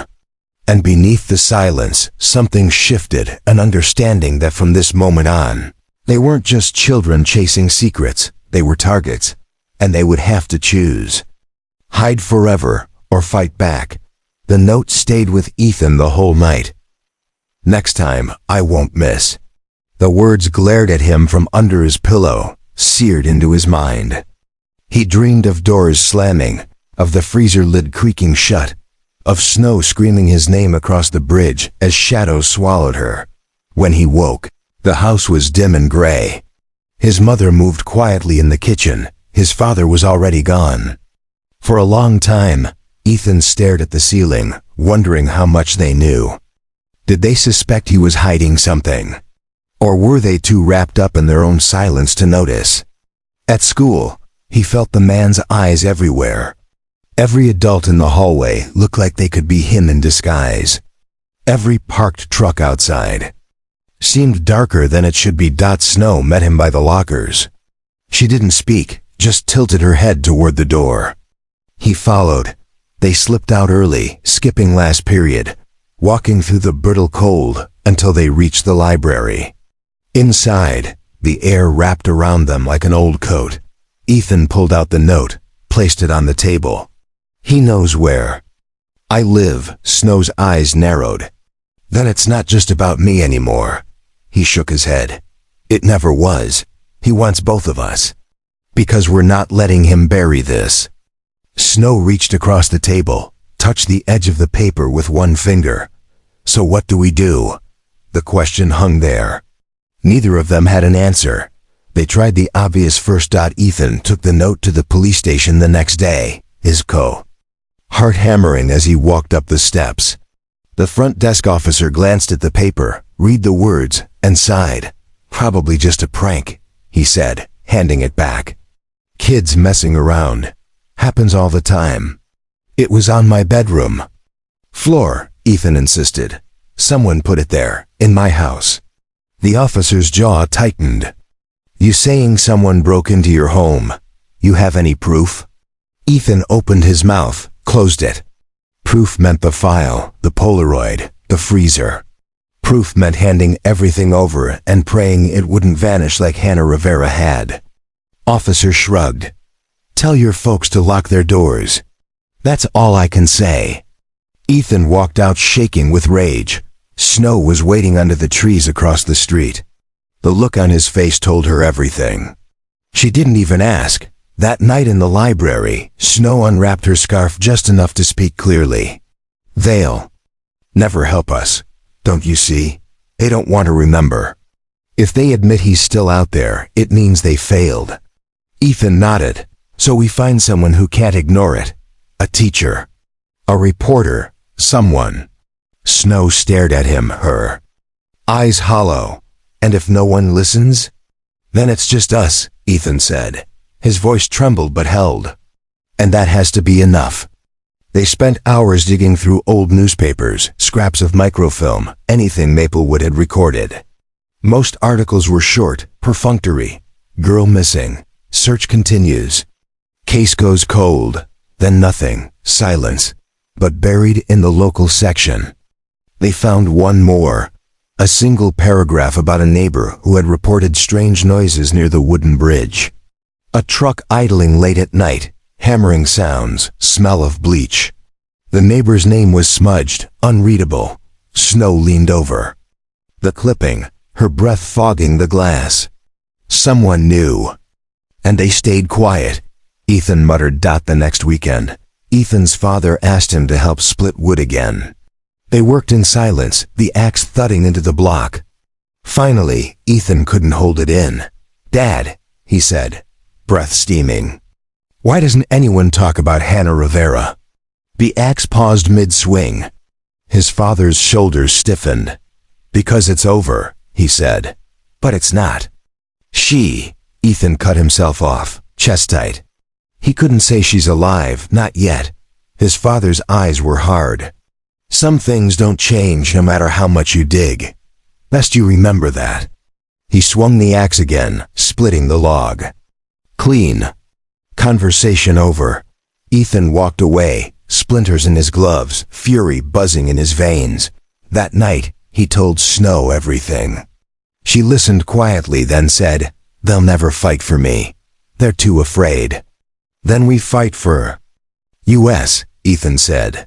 Snow's eyes glistened in the dark. She whispered, "You sound like my mom used to." The decision came on a Wednesday.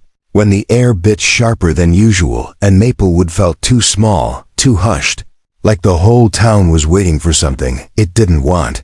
Snow sat across from Ethan in the library, her scarf loose, her eyes fixed on the notebook between them. "We can't keep circling the edges," she said finally. "If we want someone to listen, we need proof they can't burn, can't call a prank." Ethan's hand hovered over the page. "The freezer," she flinched. "Yes." They sat in silence, the weight of the word pressing down. That Saturday. Ethan told his parents he was staying over at a friend's. He hated lying, but truth wasn't an option anymore. Snow met him by the old train tracks, bundled tight, her breath clouds in the night air. She carried a small backpack. Inside was a camera, one she'd borrowed from the lost and found at the community center where she sometimes hid out. "Borrowed," she said, when Ethan raised an eyebrow. "Not stolen, I'll put it back." He didn't argue. Together they walked the long road toward the house with the fish-shaped mailbox. The sky was bruised purple, fading into black. The house loomed at the edge of the trees, silent except for the steady hum of the freezer they could almost hear from outside. Ethan's throat tightened. "You ready?" "No," Snow whispered, "but let's go." They slipped inside through the same window. The smell of mildew and bleach wrapped around them instantly. Ethan clicked the flashlight on low. The beam cut across broken chairs and peeling wallpaper. He swallowed hard, then led the way to the basement. The stairs groaned under their weight. Snow winced at every sound, but kept moving. The freezer waited at the bottom, white and humming. Ethan handed Snow the flashlight. "Film everything. Don't stop." Her hands trembled, but she nodded. He pulled his gloves tighter and opened the lid. The beam caught the black plastic bags again, stacked like grotesque parcels. Ethan's stomach lurched. He forced himself to lift one, his gloves slick with condensation. It sagged in his arms, heavier than it should have been. He set it on the floor. Snow aimed the camera, her breath ragged. Ethan fumbled with the knot. The plastic peeled back slowly, the smell hitting them like a slap. Sweet, rotting, unmistakable. Inside was fabric. A dress. Blue, frayed at the hem, stiff with age. Snow dropped the flashlight. The beam swung wild across the walls. "I know. That dress," she whispered. Ethan's chest seized. "It's hers." The camera kept rolling, the hum of the freezer filling the silence. A noise cut through the air. The front door. Snow's eyes widened. "He's here." Ethan shoved the dress back into the bag, tied it fast, dropped it into the freezer. He yanked Snow toward the shadows. The man's boots echoed above them, slow, steady. Snow pressed against Ethan. The camera clutched tight to her chest. The beam from the dropped flashlight still rolled faintly across the basement floor. The stairs creaked, and then he was there. The man, not a shadow, not a half-seen face behind glass. A body, solid, breathing smoke into the air. He carried no flashlight. He didn't need one. He moved like he knew the dark. Ethan froze, every nerve screaming. The man's eyes swept the basement. They lingered on the freezer, on the floor where condensation pooled. Then on the flashlight. Ethan cursed himself silently. The man walked closer, each step deliberate. He crouched, picked up the flashlight, turned it slowly in his hand. Then he clicked it off. Silence swallowed the room. Snow's breathing hitched. Ethan pressed her closer, his heart slamming against her shoulder. The man stood still for a long moment, head tilted, as if listening to their very blood. Finally he muttered, "Rats," and set the flashlight back. Down. Then he opened the freezer. Ethan's stomach twisted. If the knot looked disturbed, if the bag seemed shifted, the man ran his hand over the bags, pressed them down. He exhaled smoke through his teeth, then closed the lid again. After a moment, he climbed the stairs. The door creaked shut above. They didn't move for 5 whole minutes. Not until the night outside pressed back in. and the hum of the freezer was the only sound again. Snow's body collapsed against Ethan's shoulder. She was shaking so hard he thought she might fall apart. The camera was still on. The red light blinked in the dark. "We got it," Ethan whispered. "We got proof." Snow's laugh was half sob, half hysteria. "And if he saw us?" "He didn't," Ethan said, though doubt gnawed at him. "He didn't." They slipped back out the window, running until their lungs tore. They didn't stop until they were back on the bridge, bent double, gasping. Snow dropped to her knees, clutching the camera to her chest like a lifeline. "We should take it to the police. Tomorrow, first thing." Ethan leaned against the railing, his breath. Clouds rising into the night. He thought of the officer who'd called the note a prank. He thought of his father splitting wood, saying some things don't change. "They won't listen," he said. "Not yet. Not unless we make them." Snow's eyes flared. "So what do we do? Stand on a street corner and scream it?" "Maybe," Ethan said. His voice shook, but steel-edged it. "Or maybe we find someone who can't ignore it. Someone outside Maplewood. Someone who'll believe the tape before it disappears." Snow's scarf slipped, and he saw the faintest flicker of hope in her face. "A fragile thing, like the first flame of a match. We'll need more," she said. "Not just a dress, not just bags. We need his face." Ethan nodded. "The next time we catch him." On tape. Snow's breath caught. "Next time?" Ethan's hands clenched on the railing. "We already promised." No more silence. That night, as he crawled back through his window, Ethan's chest felt like it carried two hearts.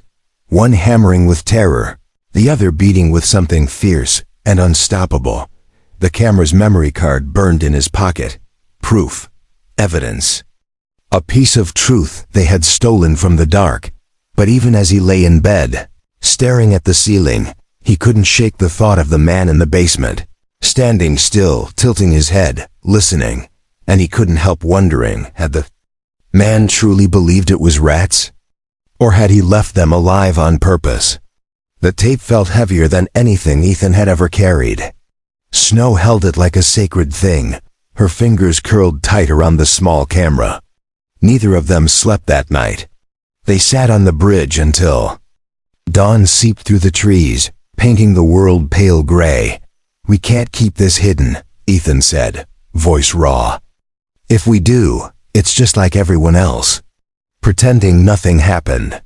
Snow's eyes were rimmed with exhaustion, but fierce.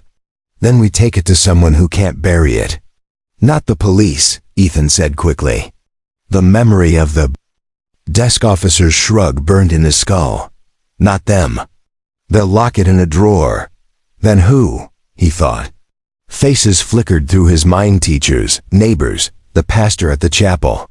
All worn down by Maplewood's silence.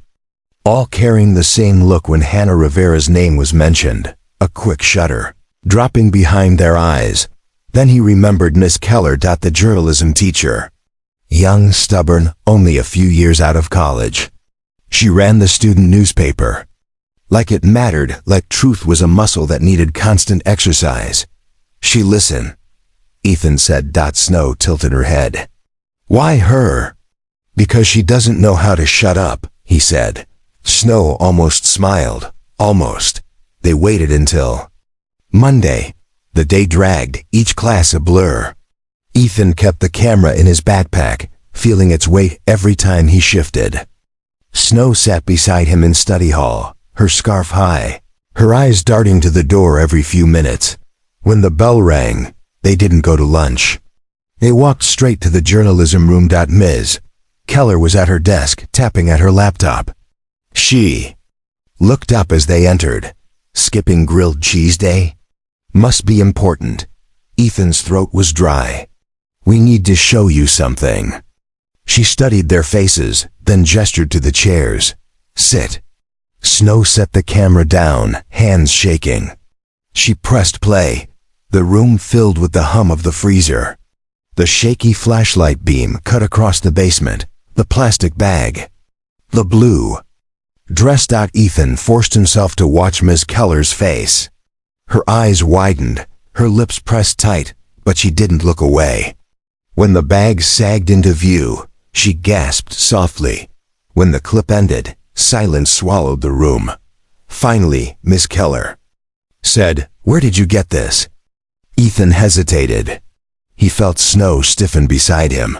"You can't tell anyone where," Snow said quickly.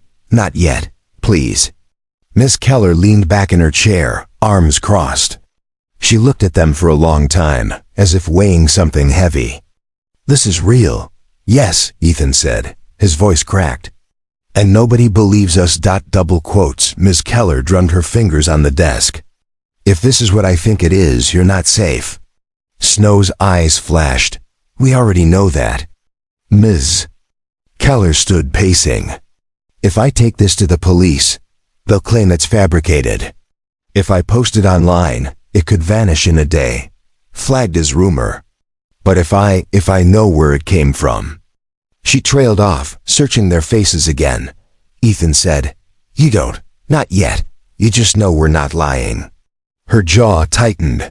"You're asking me to risk my career on this." Snow's voice was steady, colder than Ethan had ever heard. "We're asking you to risk less than what he already took from me." The room held its breath. Finally, Miss Keller nodded slowly. "All right, I'll help. But you have to promise me one thing. You don't go back there. Not without me. Not ever." Snow lowered her gaze. Ethan swallowed, but not a dot for the next few days. They worked in secret. Miss Keller scanned the footage, saved copies, uploaded them to multiple drives. She reached out to an old professor at a regional paper, careful, cautious. But Maplewood had ears everywhere. It started small, whispers in the hallway, teachers glancing their way and looking quickly aside. Ethan found his locker door hanging open one morning, his notebooks scattered across the floor. Snow's scarf was tugged off by a boy in gym class. When she scrambled to cover her face, he laughed nervously, then went pale. By the end of the day, the rumor was everywhere. The mute girl has scars.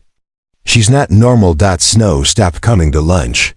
Ethan found her hiding in the library, fists clenched around her scarf. "It's starting again," she whispered, "just like before." Ethan sat beside her, rage burning his chest. Then, we hold tighter. But that night, when he got home, he found another note on his windowsill. "Truth won't save you." He showed Snow the note the next morning. She touched the paper with one finger, her face unreadable.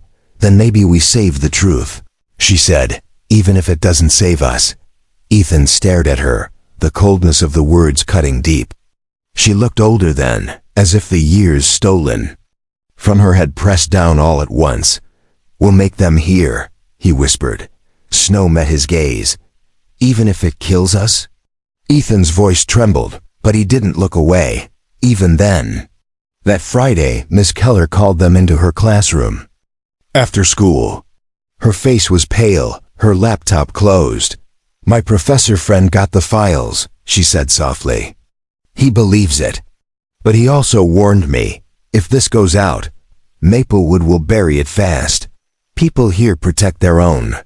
They'll smear you. They'll smear me. Then don't use our names," Ethan said quickly. Ms. Keller shook her head.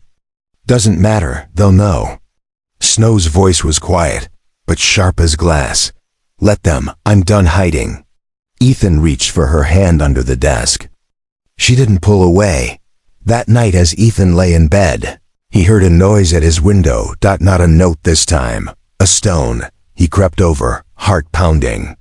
On the ground below, half hidden in the shadows, a figure stood. Cigarette glowing. The man tilted his head, eyes catching the faint moonlight. Then he lifted a finger to his lips. She and walked away. Ethan didn't sleep. He sat on the edge of his bed until dawn, the Polaroid in one hand, the note in the other. For the first time, he wondered if the man wasn't just threatening them. Maybe he was warning them, and maybe the warning was worse. By Monday, whispers had turned into something heavier. Teachers paused when Ethan entered a room. Neighbors who once waved across the street now pulled their curtains tight. Even at the grocery store, Ethan could feel the silence folding around him, thicker than the snow clouds pressing down on Maplewood. When he met Snow at the bridge that afternoon, she already knew. "They've heard," she murmured. "Not the trees. Video, but something. Enough to make them look at us like poison." Ethan's chest burned. "Then it means we're close." Snow didn't answer. She stared at the river, frozen solid, her reflection fractured by ice. That evening, Ms. Keller called Ethan's house. His mother handed him the phone, her face wary. "Ethan," Ms. Keller said, her voice low. "I need you and Snow to come by tomorrow morning, before class." "Something's happened." He asked what. She wouldn't say. The next day, they slipped into her classroom just as the sun cracked pale over the gym roof. Miss Keller was pacing. Her laptop was gone from her desk, her bulletin board stripped bare. "They took it," she whispered. "The hard drive. The backup, everything." Ethan froze. "Who?" She shook her head. "I don't know. But my apartment door was unlocked when I got home last night. And this morning, the principal called me in. Said there were concerns about my conduct with students. They're trying to push me out." Snow's eyes widened above her scarf. "Because of us." "No," Miss Keller said firmly. "Because of him. Whoever he is, he has reach. This isn't just one man in the woods. It's the town covering itself." Ethan's stomach twisted. "Then what do we do?" Miss Keller leaned closer. Her eyes, tired but burning, locked on his. "You hold on to the original card. Guard it with your life. And if I'm gone, don't stop." Snow whispered, "They'll come for us next." The room went silent. It didn't take long. By Thursday, Ethan's father had heard. He slammed the kitchen door so hard the dishes rattled. "You went to Keller?" His voice thundered through the house. "You dragged this family into her mess?" Ethan's fists clenched at his sides. "It's not her mess, it's the truth." His father's face darkened. "Truth won't put food on this table. Truth won't keep you alive when men like that decide you've seen too much." Ethan shouted back before he could stop himself. "So we just let them keep killing? Pretend it's not real?" The slap came fast, stinging hot across his cheek. His father's voice shook, but it wasn't anger, it was fear. "Some truths," he said, "aren't worth the price." Ethan stumbled back, eyes burning. His mother stood in the doorway, tears streaming silently down her face. She didn't stop either of them. That night, Ethan packed a small bag. Not clothes, just notebooks, the Polaroid, and the memory card. He didn't trust his house anymore. Snow had already left hers. When Ethan found her in the library basement, curled in a corner between shelves, she didn't look surprised. "They know who I am," she whispered. Ethan's breath caught. "How?" Snow opened her hand. A newspaper clipping lay crumpled there. Old and yellowed, the headline clear: Hannah Rivera, age 12. Still missing. Across the photo of a dark-haired girl was a red marker slash. Someone had slid it under her scarf at school. Ethan's chest tightened until it hurt. Then it's not just threats. They're telling us, they own the story. Snow's hands shook as she clutched the clipping. I escaped. I thought if I stayed quiet, I could keep living. But they were always waiting." Ethan knelt beside her. "Not anymore. You're not alone anymore." Snow's eyes shimmered. For the first time, she leaned against him, letting her forehead press into his shoulder. "Then don't let go," she whispered. "I won't," he said. And he meant it. The next day, Miss Keller was gone. Administrative leave. The principal said over the morning announcements. His voice was clipped, final, until further notice. Students buzzed, but teachers didn't mention her name. It was like she had been erased. Ethan and Snow sat in the back of math. Their stomachs knotted. "They took her out," Ethan muttered. Snow's jaw tightened. Then we're next. That evening, they went to the community center. It was empty. Lights buzzing faintly. Snow returned the camera to the lost and found box, hands trembling. "We still have the card," Ethan reminded her. "That's all that matters." She nodded, but her eyes were distant. "Not if they catch us before we use it," he swallowed. "Then we use it now." Snow blinked. "How?" Ethan thought of the computers in the library, of the old high school website Ms. Keller had once shown them, where students could post their work. "We uploaded ourselves," he said. "Anonymous. No gatekeepers." Snow's lips parted. For the first time in days, a spark lit in her eyes. "And once it's out, they can't bury it," Ethan finished. That night, the library glowed dimly, empty but for them. Snow typed slowly, her fingers stiff. Ethan guided her through the menus, heart hammering. They created a page. Maplewood Truth. They uploaded the footage. The hum of the freezer filled the tiny preview screen. The dress, the bag, the silence. Ethan's finger hovered over the mouse. Snow's hand slid over his. "Together," she whispered. They clicked. The video went live. For a moment, nothing happened. Just the whir of the old computer. Then Ethan refreshed the page. One view, 210. Snow's eyes widened. "It's spreading." Ethan's chest surged. For the first time, he felt it. The dam cracking. The silence breaking. But then, outside the window, headlights swept across the snow. A truck. The same dark shape they had seen by the bridge. Snow's hand clamped onto his arm. Ethan shut the computer, grabbed the memory card, and pulled her into the stacks. The truck idled outside. A shadow passed the frosted glass, then knuckles rapped against the library door. Slow. Heavy.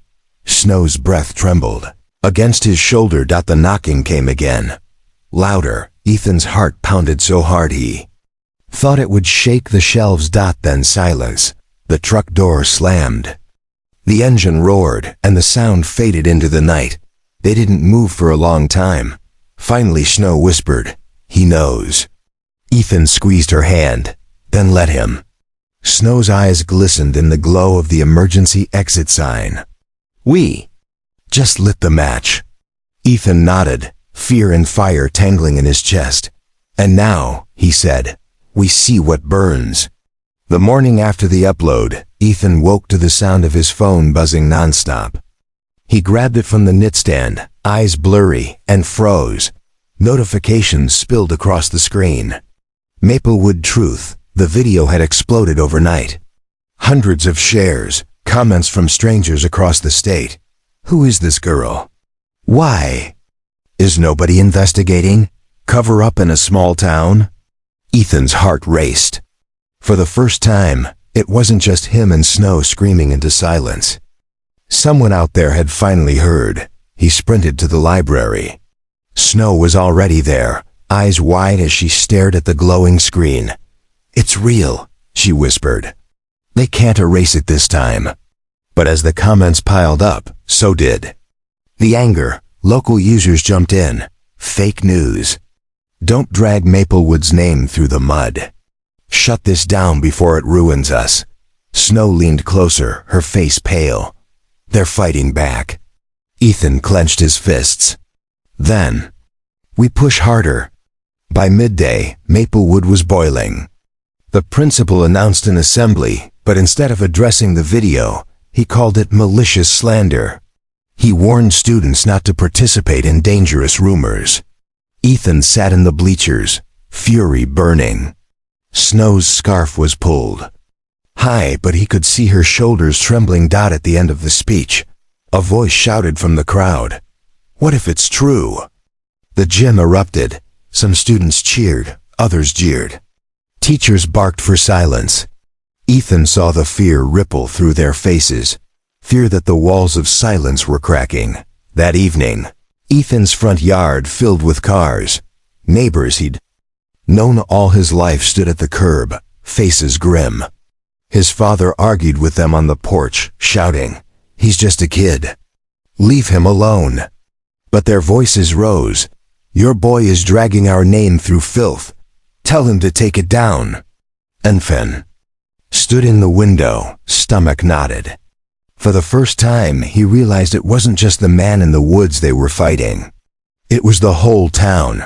Snow appeared at his side, silent as a shadow. She'd slipped into his house through the back. Her eyes met his. "They'll try to break you," she whispered. "Don't let them." The video spread beyond Maplewood. Regional outlets picked it up, blurring Snow's face but replaying the freezer footage again and again. One anchor said, "Officials deny the authenticity of the tape, but residents of Maplewood remain divided." Another, "Who is the mystery girl, and why is the town so determined to bury the past?" Snow watched the broadcasts in silence. Finally she whispered, "They're talking about me like I'm not even here." Ethan touched her hand. "Then let's make sure they hear you." But the man wasn't gone. One night, Ethan found a new note taped to his window. "Truth burns, and fire spreads." Snow's hands shook as she read it. "He's not just threatening us anymore. He's threatening everyone." The next day, the library was closed. A sign on the door read, "Electrical fire. Under investigation." Snow's face went white. He's already started. Ethan's stomach dropped. Their safe place, their evidence was gone. Desperate, Ethan called Ms. Keller. No answer. He biked to her apartment, but the door was sealed with police tape. A neighbor shook her head. She left town, or was told to. Snow stood beside him, fists clenched. They erased her too. Ethan's throat closed. Then it's just us again. That night, Snow finally spoke her name aloud. "I'm Hannah," she whispered. "Hannah Rivera, and I'm not going to hide anymore." The words hung in the air like a vow. Ethan felt something shift inside him. She wasn't just Snow, the girl who sketched maps in the library. She was Hannah, the girl Maplewood had tried to erase. He took her hand, holding it tight. "Then we tell them ourselves. No more middlemen." Her eyes, sharp and steady, met his. Together, but the town wasn't done fighting. The sheriff himself came to Ethan's house the next morning. His uniform was crisp, his voice sharp. "This nonsense ends now," he said, eyes narrowing at Ethan. "Take the video down, or there will be consequences." Ethan's father stood frozen in the doorway. Ethan's mother wept quietly at the kitchen table. Ethan's chest shook, but he forced the words out. "You can't stop it." "It's already out." The sheriff's jaw tightened. For a moment, Ethan thought he saw fear flicker in his eyes. Then he leaned close. "Then pray," the sheriff whispered, "that the fire doesn't reach you first." That night Ethan and Snow sat on the bridge, their breath fogging in the freezing air. "They're closing in," Snow said. "Let them," Ethan muttered. "The more they fight, the more people will wonder why." Snow's hand brushed his. "But what if it swallows U.S.?" Ethan turned, meeting her gaze. "Then we burn with it." "But we burn together." Snow didn't flinch. She let her fingers entwine with his. For the first time, she smiled, small, fierce, unbreakable. The fire spread faster than either of them imagined. Within 3 days, Maplewood was split down the middle. At the diner, half the town hissed when Ethan walked in, muttering liar, faker, troublemaker. The other half whispered behind menus, eyes darting nervously, as if even curiosity could get them burned. Snow walked with her scarf pulled low. She could feel the stares, the weight of recognition. Some kids whispered Hannah in the halls, others sneered ghost girl. Each word cut deeper than a knife, but she didn't run. Not this time. One evening, as the church bells tolled, across the frozen streets, Ethan and Snow met Ms. Rivera, Hannah's aunt. She had left town years ago, but the video had reached her across state lines. Now she stood trembling at their door, clutching the printed still frame of the freezer scene. "My God," she whispered, eyes on Snow. It's really you. Snow froze. Her breath caught in her throat. Aunt Maria fell to her knees, tears spilling. They told me you were gone. They told me to stop asking questions. She looked up, face lined with grief and fury. I never believed them. Snow's scarf slipped as she trembled. For the first time, she whispered not to Ethan, but to someone who had once loved Hannah Rivera. I'm still here. Maria embraced her, sobbing. Ethan turned away, throat burning. For the first time, Hannah had someone else, someone real, who remembered her. But joy was fragile in Maplewood. Within hours, Maria received threats, anonymous calls. A brick through the motel window where she stayed. By morning, she was gone. Snow found a note slipped under Ethan's door, written and rushed. Script, keep her safe. I can't. They're watching me too. Snow didn't cry. She simply folded the note and tucked it in her pocket, her face set like stone. The town meeting came next. The mayor called it an urgent gathering. At the high school gym, families packed the bleachers, breath steaming in the unheated space. The sheriff stood at the podium, uniform gleaming, voice hard. These children have brought shame to Maplewood, he thundered. They spread lies, they endanger us all. We will not tolerate it. Murmurs rippled through the crowd. Some nodded grim. Others shifted uneasily. Ethan's stomach churned. He wanted to shout, to scream the truth, but the weight of the stairs crushed him. Then a hand slipped into his. Snow, her eyes locked on his. Steady, unflinching. Her voice cut through the gym, clear and trembling but fierce. It's not a lie. I'm Hannah Rivera, and you've hidden me long enough.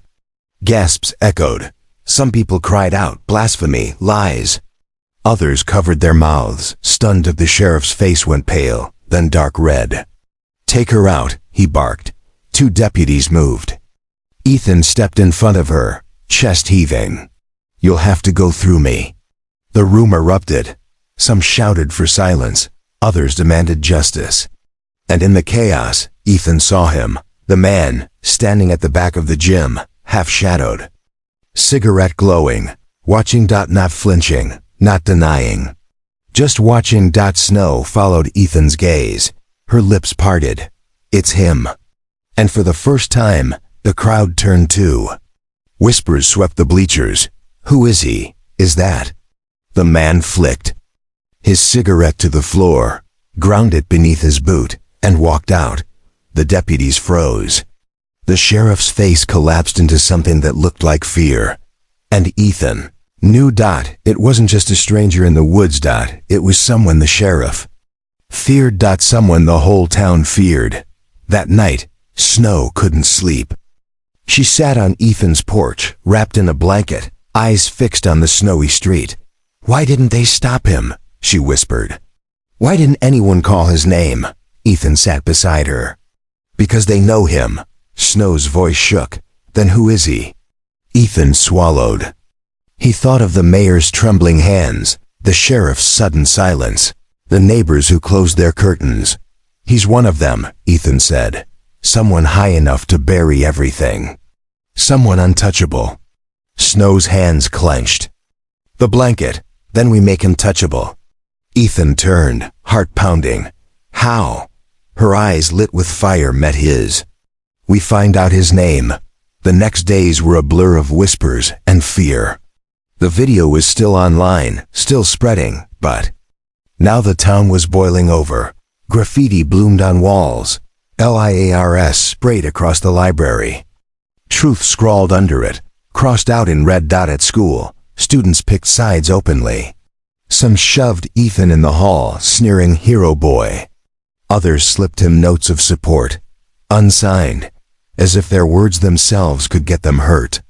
Snow drew maps furiously in her sketchbook, streets, alleys, the places she remembered being dragged years ago. Each line brought her closer to the basement she had escaped. And one night, she slammed the pencil down, eyes wide. I know where it is. Ethan leaned over the map. His stomach dropped. It wasn't the outskirts. It wasn't the woods. It was under the old cannery downtown. In plain sight. They went that night. The cannery was half collapsed, rusted beams jutting like bones. Snow led the way, her scarf trailing. Ethan followed, flashlight shaking in his grip. They found the door hidden under debris. Snow's breath hitched. "This is it," she whispered. Inside. The air stank of rot and chemicals. They crept down. Broken stairs into a basement lined with freezers. Most were empty, doors hanging open. But in the corner, one still hummed faintly. Ethan's stomach turned. Snow reached out, hand trembling, and opened it. Empty. But etched into the frost inside was a single word. Enough. Footsteps echoed behind them. They spun. The man stepped from the shadows. No longer just a silhouette, a broad frame, graying. Hair, eyes like ice. And in those eyes, Ethan saw recognition, not of strangers, but of prey he'd been watching far too long. "You should have stayed quiet," the man said. His voice was low, rough, familiar in a way that made Ethan's blood freeze. Snow's voice shook. "Who are you?" The man smiled thinly. "You already know. Everyone does. They just don't say it." Ethan's breath caught. The mayor's brother. He'd seen him once at a town fair, shaking hands, laughing too loudly. The man took a step closer. "The tape means nothing. Truth means nothing. This town belongs to me." Snow's hand found Ethan's, her voice small but fierce. Cut through the dark. "Not anymore." The man's smile faltered. Just a flicker. And Ethan knew. The silence of Maplewood was cracking. The man's presence filled the basement like smoke. Ethan's hand tightened on the flashlight until his knuckles ached. Snow's grip on him was iron, her scarf slipping loose. Around her neck. "You think a video makes you strong?" The man sneered. His boots crunched across the concrete. "Truth doesn't save children. It buries them." Ethan's throat burned. "You don't get to bury her again." The man stopped, eyes flicking to Snow. "Her? She was buried a long time ago. What stands here is a mistake I meant to erase." Snow trembled, but she did not look away. Her voice, hoarse but steady, rose above the hum of the freezer. "My name is Hannah Rivera, and I'm not erased." The words struck like thunder. For the first time, Ethan saw the man falter. He lunged. Ethan swung the flashlight, connecting with the man's arm. The beam shattered, plunging the basement into near darkness. Snow grabbed Ethan's hand. "Run!" They scrambled up the broken stairs, boots slipping on rust and frost. The man roared behind them, footsteps pounding closer. Snow burst through the side door, dragging Ethan into the night. They ran through the skeletal frame of the cannery, breath ragged, the cold air burning their lungs. Behind them, the man shouted, his voice echoing through steel beams. "You can't hide. This town is mine." But for the first time, people heard. A crowd had gathered outside. Word had spread. Someone saw Ethan and Snow enter, and whispers ran like wildfire. Now, under the glow of street lamps, townsfolk clustered on the frozen lot. Parents, neighbors, classmates, faces pale and tense. When Ethan and Snow burst into the open, gasping, the crowd surged forward. And then he followed. The man stepped into the light, chest heaving, coat torn. For the first time, his face was fully exposed. Gasps rippled through the crowd. "It's him," someone whispered. "The mayor's brother. A businessman who donated to every fair, sponsored every parade." The man Maplewood pretended was respectable. Snow's scarf slipped from her neck. Her face scarred, marked, but unbroken gleamed in the light. Her voice rang out, louder than ever before. "This is the man who took me. This is the man who tried to erase me." The silence was shattering. The man snarled. "Lies, she's..." Confused, damaged, "You all know me." But his words faltered. Because in the crowd, people shifted. Murmurs rose. "I remember that night. The police never searched his warehouse. My cousin saw. The cracks split wide open. Snow stepped forward, trembling but fierce. I am Hannah Rivera. You left me for dead, but I lived. And you can't silence me anymore. The crowd erupted not in jeers but in voices. Some shouting at him, others crying out Hannah's name. Ethan stood beside her, chest heaving, eyes locked on the man. You're finished. For the first time, the man looked small. His hands shook. His power, the silence he had built, was crumbling in front of him. The sheriff pushed through the crowd, face pale. He looked at the man, then at Snow. For a long moment, his jaw worked silently. Then he holstered his weapon and said, "Horse, put your hands where I can see them." The man froze, gasps rose. Nobody had ever seen the sheriff stand against him. Snow's breath caught. Ethan's chest burned. The man snarled, lunging again, but this time hands grabbed him from the crowd. Men who once drank his beer, women who once smiled politely at his parades. They held him, shouting, as the sheriff snapped cuffs around his wrists. And just like that, the silence broke. Snow swayed, exhaustion trembling through her. Ethan caught her before she fell. Voices swirled around them. Hannah, she's alive. All these years. But all she could hear was the beat of her own heart. She whispered into Ethan's shoulder, "It's over." He held her. Tighter. "No, it's beginning." The days that followed were a storm. Reporters descended on Maplewood. The cannery basement was sealed, searched, photographed. Headlines blared across the state. Missing girl found alive after years local. Man arrested. Maplewood cover-up shattered. Snow's face was everywhere, though blurred in some papers. Hannah Rivera, the girl who refused to vanish. Some in Maplewood still spat, still muttered about shame and lies. But others brought flowers to the Rivera's old home, lit candles in the square, whispered apologies too late. And in the quiet corners of town, the children walked differently, heads higher, eyes brighter. Because if Hannah could survive, maybe they could speak too. One evening, Ethan and Snow sat once more on the bridge. The air was sharp, but softer than before. The snow glowed in the moonlight. Snow leaned on his shoulder, her scarf loose, her face bare to the cold. "Do you think it ever ends?" she asked. "The fear?" Ethan was quiet for a long time. Then he said, "Maybe not, but it changes. Fear doesn't have to silence you. It can sharpen you, make you louder." Snow smiled. Faintly, louder.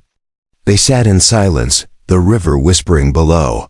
For the first time, Snow closed her eyes not to hide, but to rest, and Ethan knew the town might still be broken, but something new had begun. A voice had risen where silence once ruled, and it would not be buried again. The days after the arrest felt like waking from a nightmare. Maplewood buzzed with sirens, reporters, and whispers. But for Ethan and Snow, the world slowed. Snow, Hannah spent hours with investigators, piecing together fragments of memory. Some nights she woke screaming, images of the freezer clinging like frost. Ethan would sit by her side, holding her hand until her breathing steadied. And slowly, she began to laugh again. Quiet, fragile laughter, at first over Ethan burning toast, or when she tried on his sister's old sweater and drowned in its sleeves. But it was laughter all the same. At school, everything changed. Some kids still stared, some still whispered, but others stepped forward. A girl left a flower on Snow's desk. A boy slid a folded note that simply read, "You're braver than all of us." Ethan saw her shoulders straighten a little more each day. The sheriff resigned within a week. The mayor vanished into silence. And the man who haunted them sat behind bars. No longer a shadow in the woods, but Maplewood wasn't healed overnight. Trust was fractured, secrets still lingered in corners. Yet the silence that once strangled the town was broken, and nothing could stitch it shut again. One evening, Ethan and Snow returned to the bridge where it had all begun. The river ran dark. Beneath them, the snow glowing blue in the moonlight. Snow leaned on the railing, scarf loose, hair stirring in the wind. "I used to think I'd never be more than a ghost," she whispered. "Someone the town pretended not to see." And then stood beside her. "You're not a ghost. You're the reason Maplewood finally woke up." She turned to him, eyes shining. "You never gave up on me." Ethan's throat tightened. "Because you never gave up on yourself." For a moment, the world was still. Then Snow smiled, a real smile, not shadowed, not forced. The kind of smile that carried both scars and strength. And Ethan realized that whatever they faced, they'd face it together. Weeks later, the library reopened. A mural was painted on the outside wall. A girl standing in snow, eyes lifted, a river flowing at her feet. Beneath it, in simple letters, "Silence is not safety. Truth will rise." Snow traced the letters with her fingers, her voice soft. "They finally see me." Ethan slipped his hand into hers. "And they'll never forget you again." That night, as they walked home through falling snow, Snow whispered, "You know, when we first met, I thought you were just a boy chasing shadows." Ethan laughed. "And now?" She squeezed his hand, gaze steady. "Now you're the reason I'm standing here." Ethan's chest warmed, a quiet fire against the winter chill. They walked on, two figures side by side, footprints trailing behind them. Not ghosts, not secrets, but survivors. End of secrets. Buried in the snow, spring came late to Maplewood. The snow lingered stubbornly, clinging to the sidewalks even as the sun tried to melt it away. Ethan and Snow walked side by side down Main Street, no longer hiding. Some people still turned their heads, but the stares had softened. They weren't daggers now, just glances, curious, uncertain, maybe even hopeful. Snow's scarf trailed loose around her neck, her face uncovered. She no longer flinched when strangers said her name, Hannah Rivera. She said it herself, steady and clear, as if each syllable stitched her back together. One afternoon, they returned to the library, where the mural gleamed against brick. Children traced the painted river with their mittened hands, whispering questions their parents no longer hushed. Ethan watched Snow kneel beside them, smiling gently as she told them, "The snow can hide many things, but it can't hide the truth forever." The kids nodded, wide-eyed. For them, Hannah wasn't just a girl who had been taken. She was proof that silence didn't win. That evening, Ethan wrote in his notebook, the one he once used to track shadows and fragments of rumor. Now the pages were filled with color, sketches of the mural, notes of things Snow said that made him laugh, lists of dreams they wanted to chase beyond Maplewood. At the bottom of the page, he wrote one final line: "We survived the silence. Now we speak." Snow leaned over his shoulder, read the words, and pressed her head against him. "Then let's never stop." Life didn't become perfect. Healing wasn't magic. There were still nights when Snow woke gasping, still mornings when Ethan's chest ached with old fear. But there was also laughter, and music, and the warmth of two friends who had walked through fire, and chosen not to let it consume them. And maybe that was enough. The narrator's voice lingers, softer now, as if addressing the reader directly. Stories like Hannah's remind us that truth matters, even when it hurts, even when it terrifies. Silence is easy, but silence kills. If her voice reached you, don't let it stop here. Carry it forward, share it. Keep listening for the voices that are still buried in the snow. And if you want to walk with us into the next story, stay close, subscribe, because sometimes the next voice, the next truth, might be the one that saves someone you love.